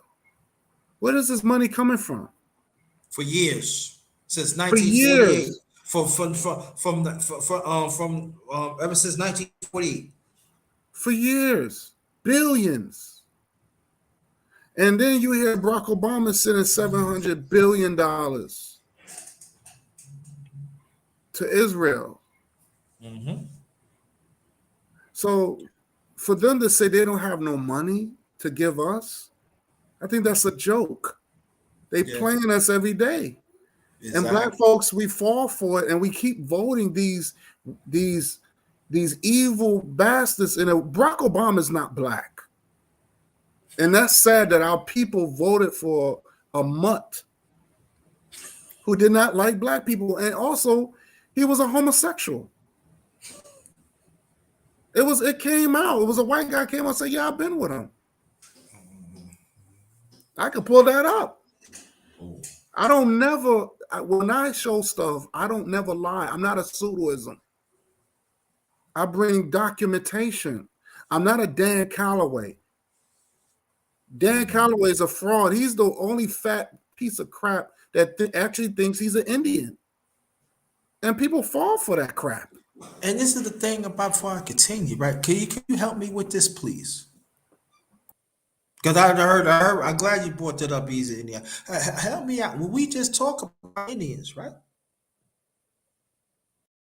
Did we say that they enslave us? How you gonna be with certain people that enslave your people? How you claim that? I can answer that. You know why? When you've been beat down so much, you look at your oppressors as gods, and you want to be them. You want to be powerful. So what do? You think Native Indians are powerful? Yeah, I want to be a Native Indian. I got some white blood in me. I'm part German. So that's what they want to be. They want to be anything that they think is power. They want to be connected to that. And they look at themselves as powerless. They look at black as being inferior. Mm-hmm. Where our culture, black is divine. It has nothing to do with race. It has something to do with divinity. We always knew that the color black was connected to power. There's a reason why the black cat was always worshipped. The goddess Basset. People need to look that up. There's a reason why I have a black cat. It's symbolic. But because they look at themselves, because they listen to their enemy, they listen to their enemy, of course the enemy going to feel like they're the shit. Of course they're going to think they're number one. Of course everybody's going to think their race is better than the next race. That's just how it is. Yeah, and also we gotta remember this: what the Webster dictionary talks about: black or white. White is pure, black is evil. And who created and that's who came from Webster, a white man. Right. So they go on their own interpretation of and everything. And people say, don't GRINDA. You not look it up. It's in any dictionary. Mm-hmm. Yeah. Yeah, the Webster dictionary hasn't changed. I mean, there's different. Changed. Yeah. That has different dictionaries, but we just talking about the Webster dictionary.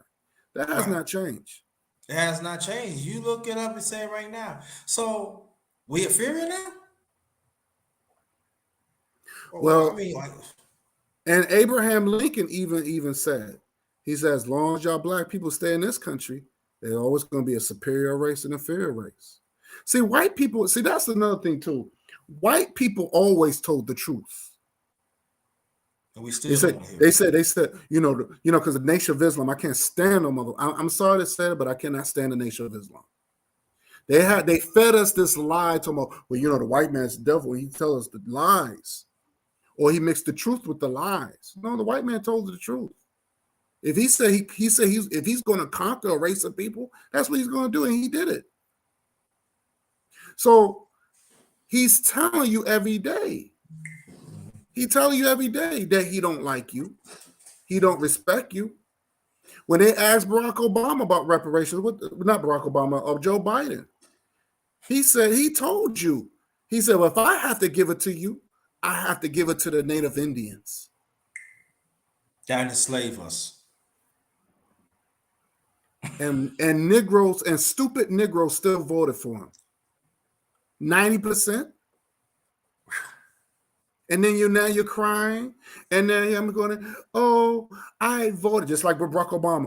I voted for him, and he didn't do nothing for black people. And I got to hear that nonsense. I'm tired of hearing that. Every 4 or 8 years, you hear the same old pathetic talk. And guess what? They're not going to give it to you. Don't vote. Don't vote. And we need to start sticking together. We need to take care of ourselves. It's every race for ourselves. That's what they call it, a race. They're not stupid. We're in a race. If you want respect, we have to come together. We have to put all that bullshit to the side. Put your religion to the side. If you're Muslim, put that to the side. If you're Christian, put that to the side. I don't even know why black people even go with those religions, because those religions was pushed on us, was forced on us. People always talk about the transatlantic slave trade, but what about the sub-Saharan slave trade? Mm-hmm. And then you had this Wesley Muhammad. He's going to talk negative about the Bible. Don't want to talk about his Quran.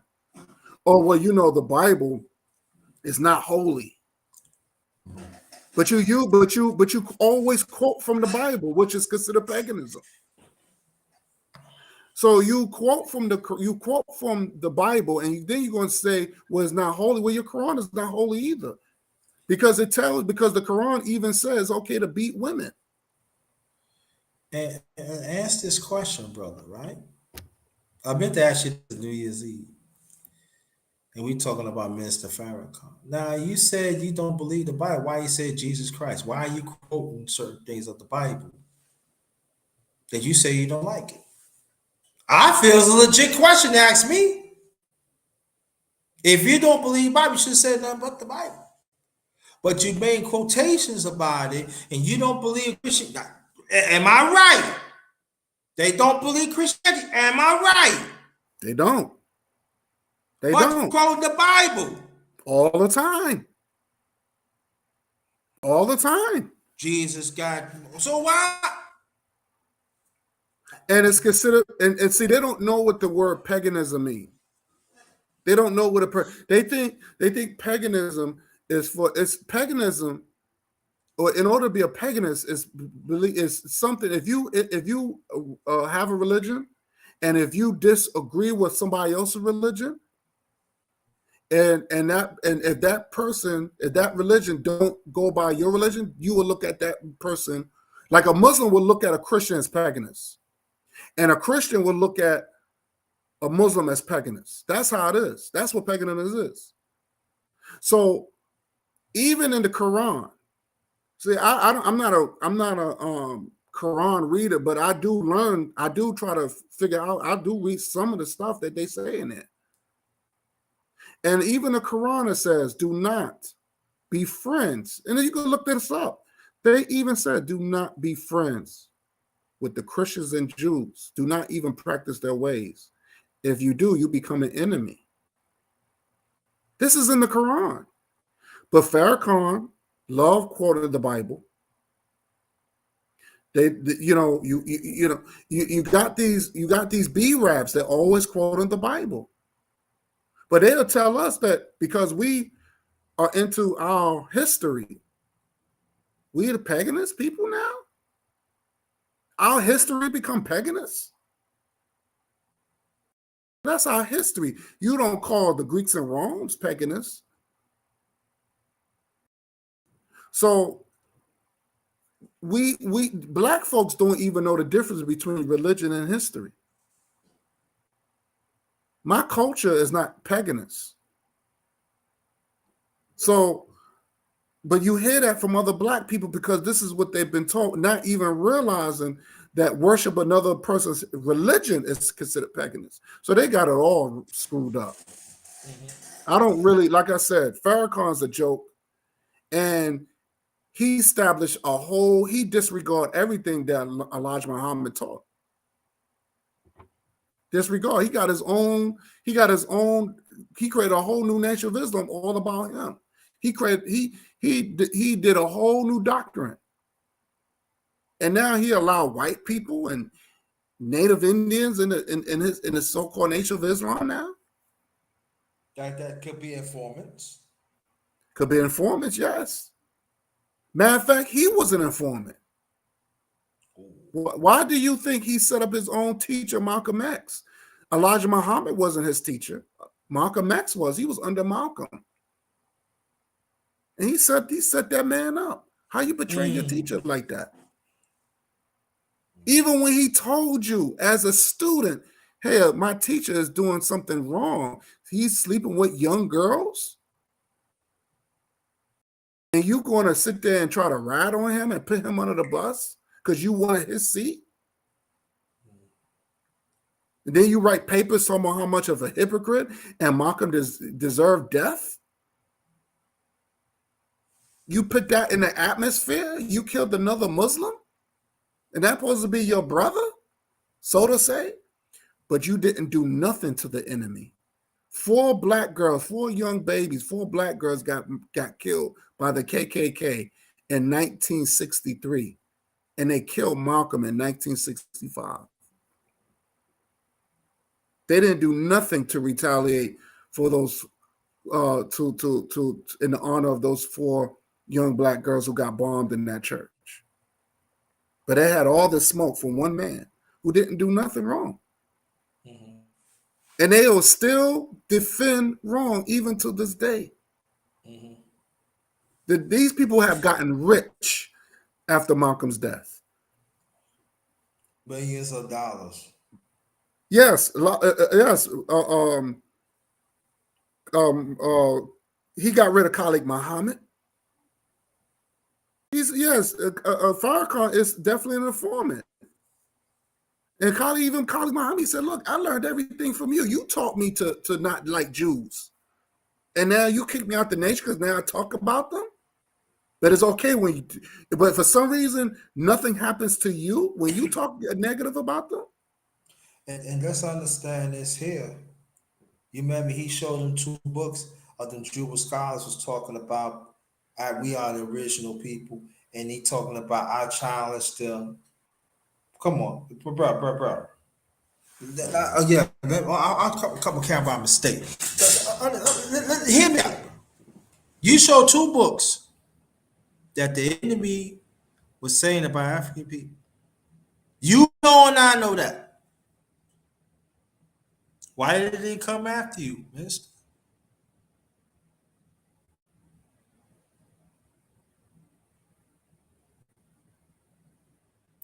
Great point. Great point. All I'm saying, connect the dots, y'all. You don't have to listen to my brother here. This public documents. Why? I just want to know why all these years. Why? I mean, yeah, they took him on social media a few years, but now all of a sudden he back on social media. And you notice too, the Nation of Islam collected millions of dollars. Millions of dollars. We talk about since Malcolm came on board, okay? Mm-hmm. I have contributed to the nation. Mm-hmm. Why have they done nothing for African people, African ascendants, not descendants, ascendants? Ascendants means rise. Why they haven't done nothing for the African ascendants in United States? They made me. Why is Farrakhan living in a mansion? If your leader is eating better than you, he's not your leader. And why the whole Chicago is suffering? When I had debated that B-Rap, I asked him. You know what he said? And I don't know if you heard what he said. He said, the Nation of Islam is not obligated to tell you what they do with their money. What? Black folks donated, and you mean to tell me we're not obligated to ask them what the money went? But you see these high top profile Nation of Islam Negroes riding in fancy cars, win $1,000 shoot. That, remind you, is made from white folks. Their money's in white banks. Where's the Nation of Islam banks? Can you tell me, brother? Can I take a guess? You tell me if I'm right or wrong? Yeah, tell me what the Nation of Islam, do they have their own banks? No, I know they have European banks around the world. Am I right? Remember, they supposed to be the Nation of Islam. They supposed to believe in separation. So you believe in separation. So I'm assuming the Nation of Islam have their own banks where they could put their money in. So, okay. So they don't have their own banks. So their banks is in white people's hands. Their money is in white people's hands. And make it so bad to go more about it. Their money is overseas, so they don't have. So the America don't have. The America knows they doing, man. That's why they get tax write-outs. They could put their money. And why do you think that other branches around the world that they're not even threatened? That makes you think. Yeah, because they're working along with the enemy. They playing us. And black people, instead of checking them, see, that's what I'm saying for me. I'm a type of person, if you claim that you're doing right, if you're supposed to do right by us and I'm invested in you, and you turn around and you don't be a man or be a woman of your word, we be the ones that have to take them down. We have to be the ones to take them down. There should be no Nation of Islam. There should be no Farrakhan. There should be none of that, because they promise us something and they did not do it. What they really looking for is robots. As long as I can convert you into a religion so I can control you and control your money, then I can continue living a lavish lifestyle. They forgot. They forgot what happened to Jim Jones' era. Remember Jim Jones? Yes, sir. The cult leader that killed almost 90% of black people that followed him.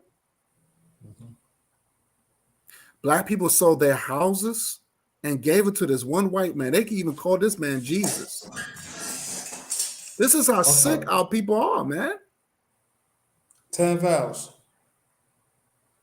Why do they say white women are the black man's kryptonite? I knew she asked that question. I knew she gonna ask a question like Well, that. who's saying that? Who's saying that? I don't know. Well, who's saying why? Why do they say? Who's they? I want. Maybe 12L can help me with that.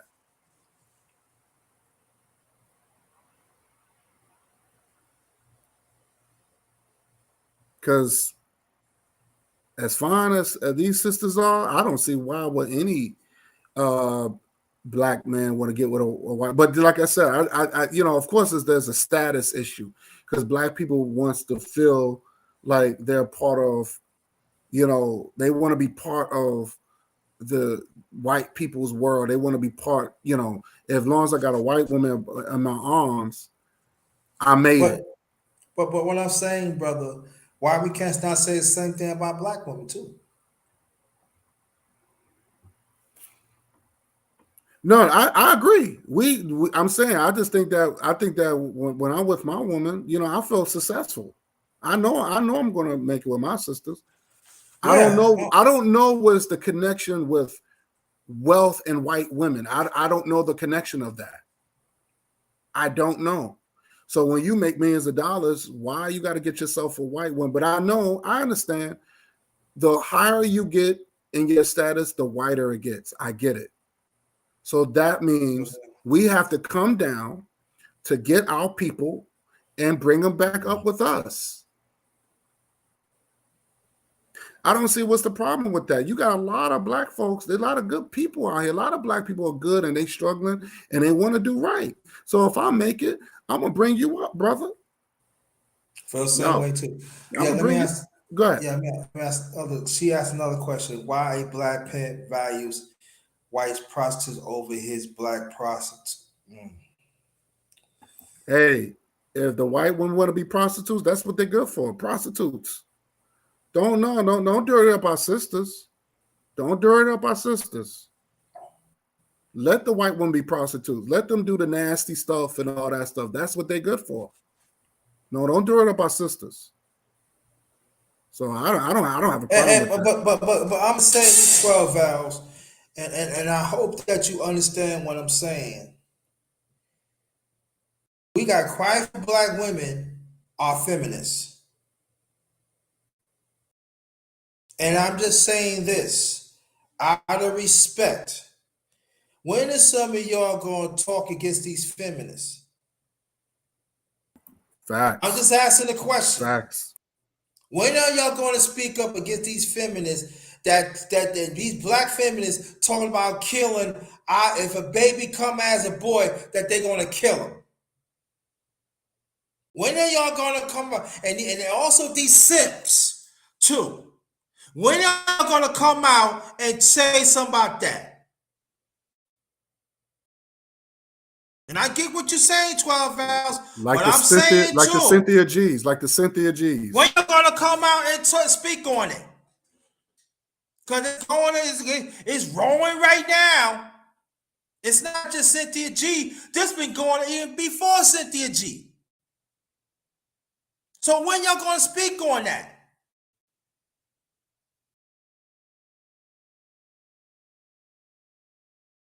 And a lot of y'all are mothers. And y'all want to stand quiet? And some of your men want to be around toxic feminine. But y'all quiet too.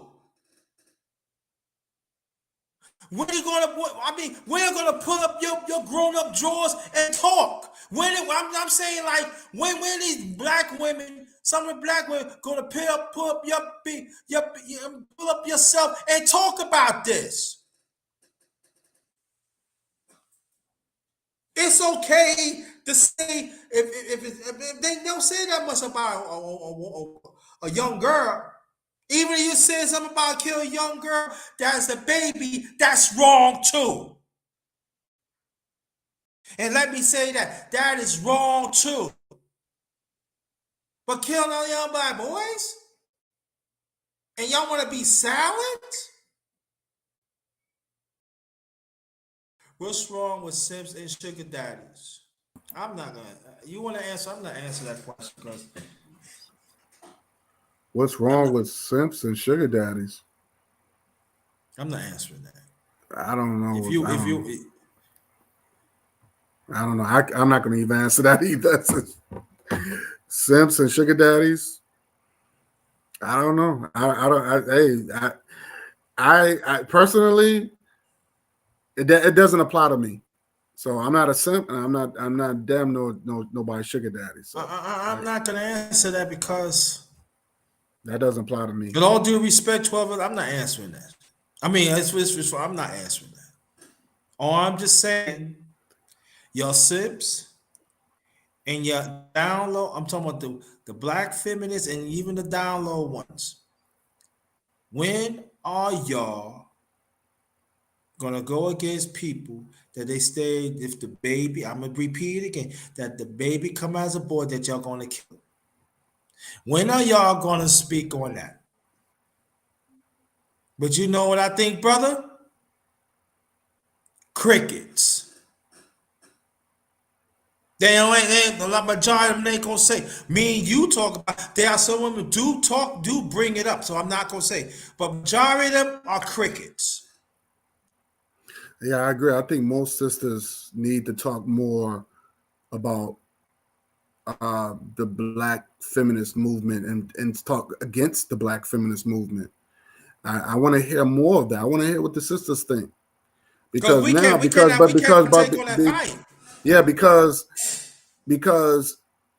I do not like a black feminist like the Black Lives Matter, which is built on black feminism. Yes. We already know that black feminism was created by the United States. I don't need no man.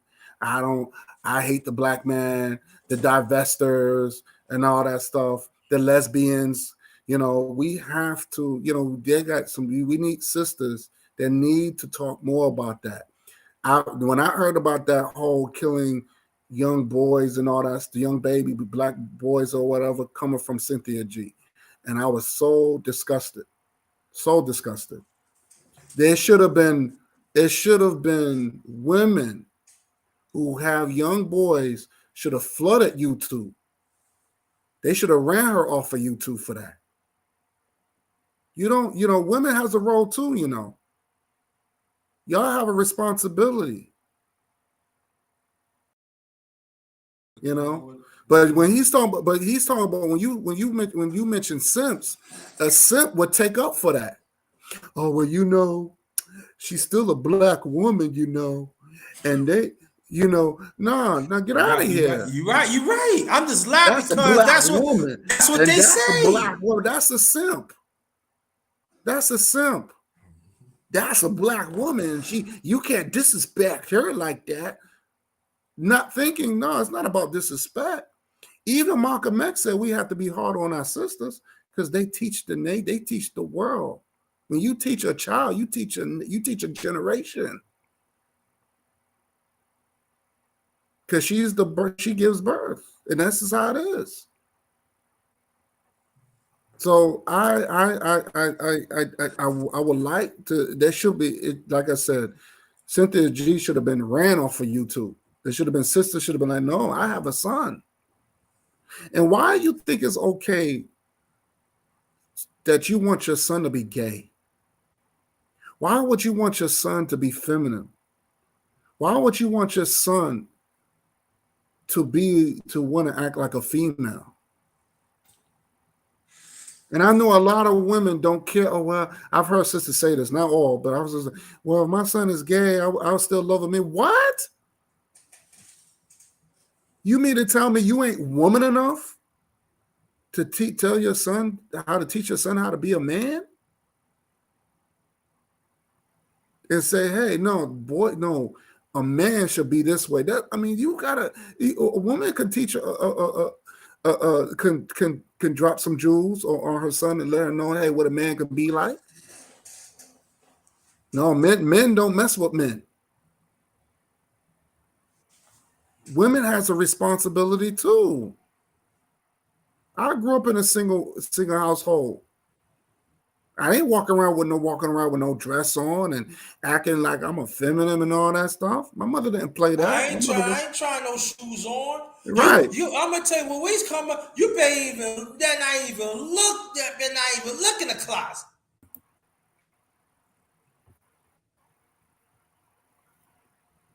Yeah, our mothers was warriors. Yes. Our mothers was warriors. I mean, our parents had their issues, but when it came down to real principle stuff, oh, they didn't. They dropped it.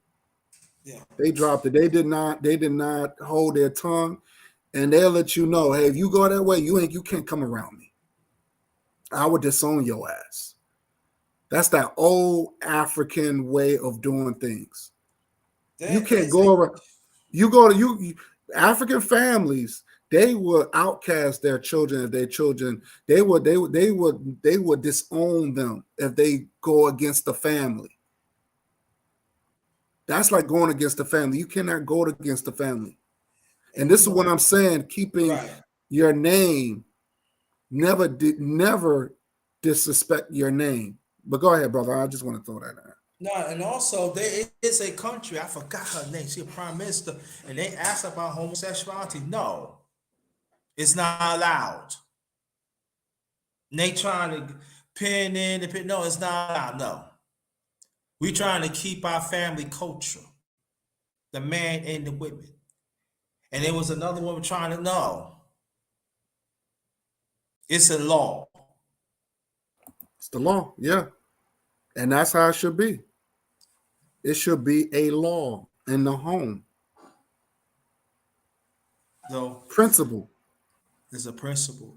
Well, you ready to leave? Because I know we approaching over 2 hours. Yeah, man. This is a good conversation. I'm just going to just read what she said. She said, "How can a female hate a black man? It's crazy." Yeah, I agree. She said, "I think gay men are embraced by white homosexual males that are Jewish." Yeah. And 9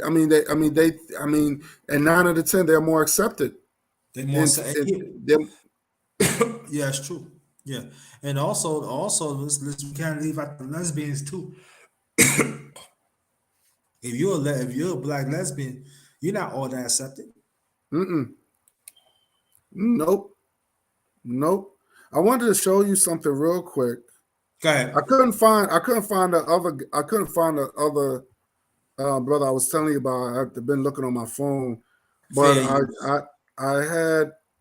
I met James Smalls. Remember James Smalls? Yes, sir. I met James Smalls. Let me see if I can put that up. Let me see if you can see it. Oh, okay, I see it. Oh, right there. All right. Yeah, and he's a scholar too. Yes, he is. I met a lot of. I'm telling you, I met a lot of good people, man. A lot of scholars, man, and that's what groomed me today, and I thank them for that. So that's why I can say I could talk my stuff. You know what I'm saying? So, but this has been a great show, brother. I mean, I appreciate you having me on. We got to do this again. Definitely. We definitely got to do this again, brother. But I want to thank you for having me. I want to thank the chat for being active. Shout out to Brother Bakari, 10 Vals, and everybody. Yeah, definitely. Everybody in the chat, man. Thank you so much for being active and showing love, man, because this has been a great program, man. And I was definitely going to share this to my live too. Thank you. Appreciate it. And anybody else that want to share it, please. I appreciate that, bro. And also, let me see that. Let me see. I think I shared it earlier. Let me see.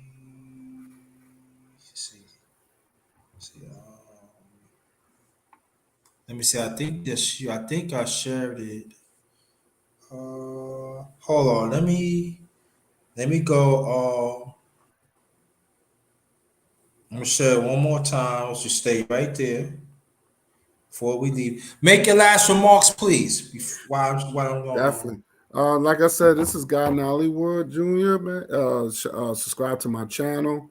Um, and like I said, I talk about basically things that's going to enlighten you, things that's going to motivate you, things, I talk about history, I talk about, current events sometimes, and everything that I say, I've learned. Yeah, I might talk about things that's not related to the topic.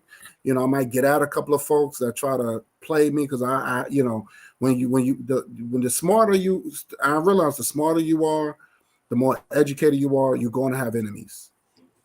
You're going to have enemies. And my mother always said, the smarter you are, the more intelligent you are, you're going to have less friends.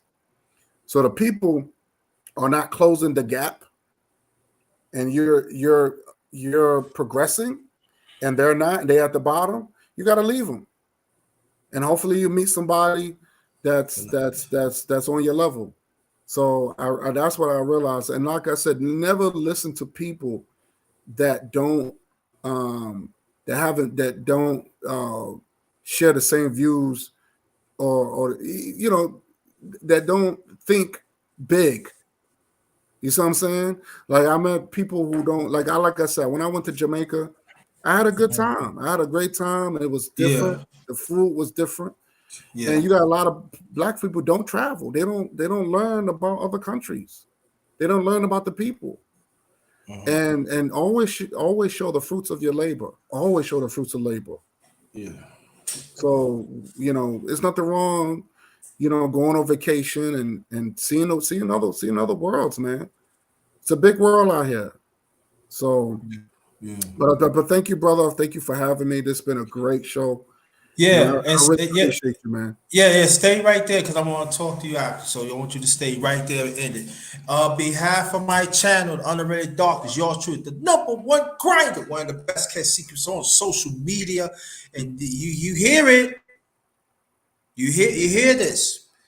Black man cannot build. Maybe there's a little belief right there, a little different.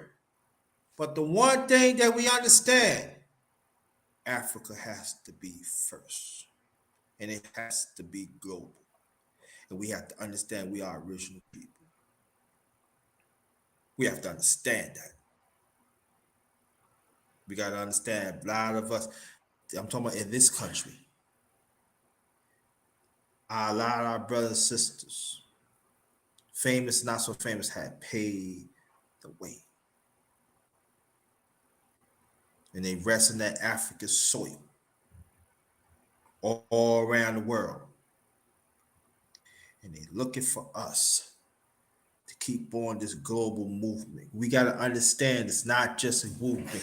I know people that it's a global movement, but it seems like us as a people in this country, Africa, they tend to forget about it. But we have to understand that there are some Africans do not acknowledge it anyway, but just understand it. They will be taken care of. So we understand they will be taken, but we have to push it because it's just a few of us is pushing it, like me and Ghana, Bakari, and other brothers and sisters. So we have to understand. And I want to thank you so much to put me in the class, Brother Bakari, and stuff. Because hey, I just want to do the work, and I'm very, very grateful for that. I am humbled. Trust me, I am humbled. Because all I just want to do the work, bro. And coming from you, a student and a teacher, you don't know. That's why I caught the camera because I had to You do great work, I don't get the credit. I've how long I followed you for the longest. Yes. For the longest. So you do great work. I love your program. So you know me. I've always been supporting you from day one. So I appreciate that. And then brother, he's gonna share it out in a few minutes after we have our little talk right then and there. And so on behalf of my channel, Underrated Darkness, yours truly, the number one grinder. This is the last of the Guy Nollywood Jr. Chop Up. You come late, always catch you on the rewind. Always catch you on the rewind. This is a great chop up. He did ask me questions. Good, great question. I'm like I said, I have to take my Yankees. Almost take my Yankee hat off. You know what I mean? I want to take my Yankee hat off, but that's what we're supposed to do. Mm-hmm. Engage and be challenged. And it's a healthy challenge to make sure that we still on the same base here. That's right. Home base of same global home base for our people. It's very important. Mm-hmm. And not everybody that looks like us willing to take that step. We got to understand that. See, people think that you're supposed to have money or you're supposed to know this. No. You don't have to be all that. As long as you be a righteous person and you stick for what's right, it's going to prevail you. So when people say you got to be money and all that, you don't got all that money. Knowledge is knowledge. Mm-hmm. What you put into it, somebody can learn from you. If it's righteous, they can learn from you. Mm-hmm. You can learn from a person that's less fortunate. Have a lot of wisdom. So that's why when Brother NOLLYWOOD was talking about that he constantly learning, that's very important because you can learn from somebody else. That means let me know he keep on manifesting every day of knowledge. So when the knowledge comes from here, then it goes from here. Now it comes from here, go here. All that is a component of truth. All that is a component. Let me say, man, see, got that guy now. That motherfucker be George to that. But you know what? Yeah, but I like that. But you know, all that is component of truth. Not my truth. Not brother NOLLYWOOD truth. All of it is about truth. And we have to understand. So we got to get back into let absorb this true knowledge to keep that knowledge of truth and act on it. Yeah, we imperfect. We get it, but we got to get back on the path and keep on speaking the truth, even though that sometimes it feels uncomfortable. When I talk about it feels uncomfortable, I'm talking about we feel sad, we feel angry over it. Not being scared, but we get angry over it because when you speak truth, sometimes you know what I'm saying, but it aches. Because we should know better. Yeah. And so understanding when it aches like that means you care. And there's nothing wrong with you care. I mean, we cannot care for all black people. No. There's some gotta go, some gotta go. Some gotta go. But we have to understand. Do not let people tell you, you gotta have this and that. Only just quiet or not. It's there. It's public. And you're gonna be better for it. You're gonna show people, but not all people ain't gonna take it. And don't get frustrated because you're on the right path. And all that knowledge you be surprised that you will help yourself, your family, but don't worry about it. Like I said, if we're gonna manifest truth. Right. All this is truth. We deserve the truth. We deserve the truth. You see what I do? See what I'm doing, y'all? We deserve the truth. So let it manifest into truth when we speak. That's right. Let it hit people because then some of us need it. Because this evil system has thrown them away, but at the same time, us as strong African people, we still here. You trying to kill us for centuries, we here. You send our people to kill us, but we still here. So our DNA, to me, hey, y'all a joke because we still here. But on behalf of my channel, thanks again, brother. We're going to do this again. And I very much appreciate you. Thank you for blessing us to come on this side and everything. Thank you to bring some people over here. And like I said, he's going to share this out So the people that are hearing from his side of the family, please share this up because this is groundbreaking. This is something that we need to do more. This is something that you see two brothers building, but at the same time fight for the rights of Africans around this world that will to stand by side and fight. That's I'm right. talking about fight. Give it all you got and fight. There's nothing left. Fight.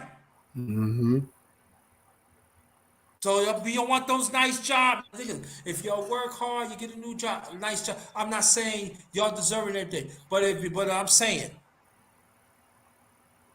them abundance cannot repay the tyranny that they did to our ancestors around the world. No abundance cannot repay for that.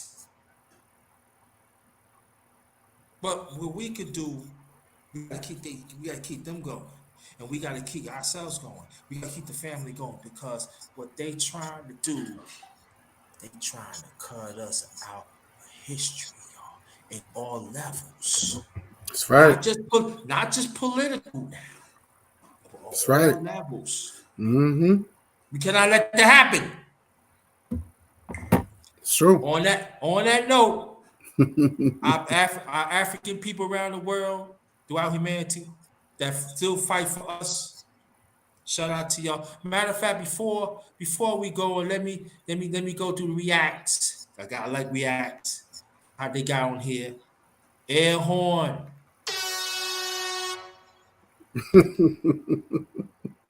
We clapping for our brother. Thank you.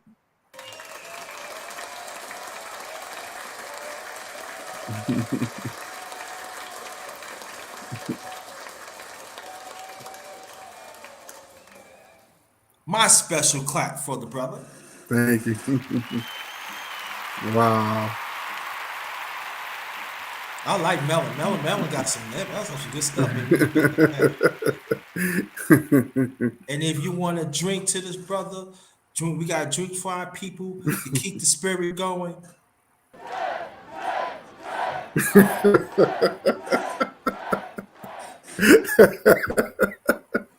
All right. And also, let's keep on cheering for the fight for our people.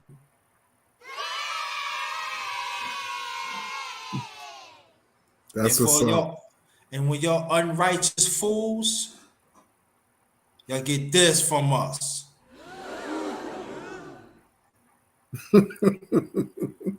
Then we still laughing at these unrighteous fools that y'all don't believe in the real spirit. We come up and we look down on you. We kick dirt in your face. You don't belong. Because we kick that African soil on you. You will have to pay for it.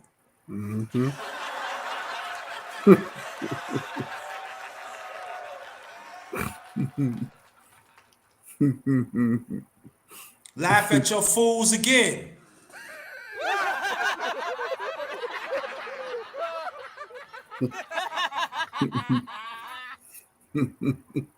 And after we do that, we got a tombstone and a pine box for you because you want to work with white supremacy and the African ground where you belong. Drum, please.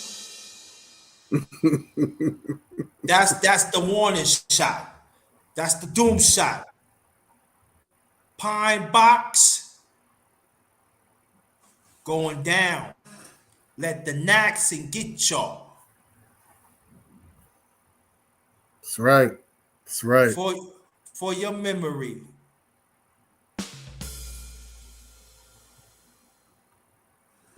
Thank you. Do it for my brother right here. I ain't doing like to anybody else, but I did for my brother right here. But like, very important, y'all. The unrighteous ones, they got to go.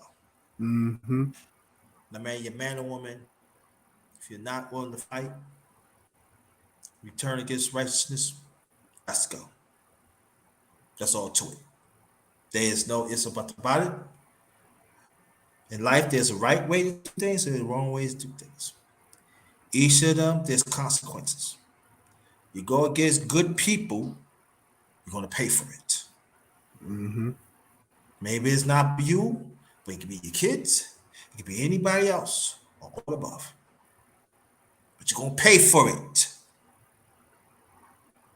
Because destruction, do not discriminate. That's right. Don't discriminate. We here. Thanks for coming, brother. We get ready to end this. So, good night. Be well. Let's keep this spirit going. Let's keep on fighting, yo. The war's not over, yo. Just started. That's right. Let's keep it going.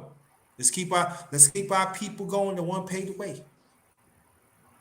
Not just Black History Month, all throughout the year, all throughout the years. We got to keep it going. It's up to us now. Okay? We got to do it. So good night and be well. All right. Good night.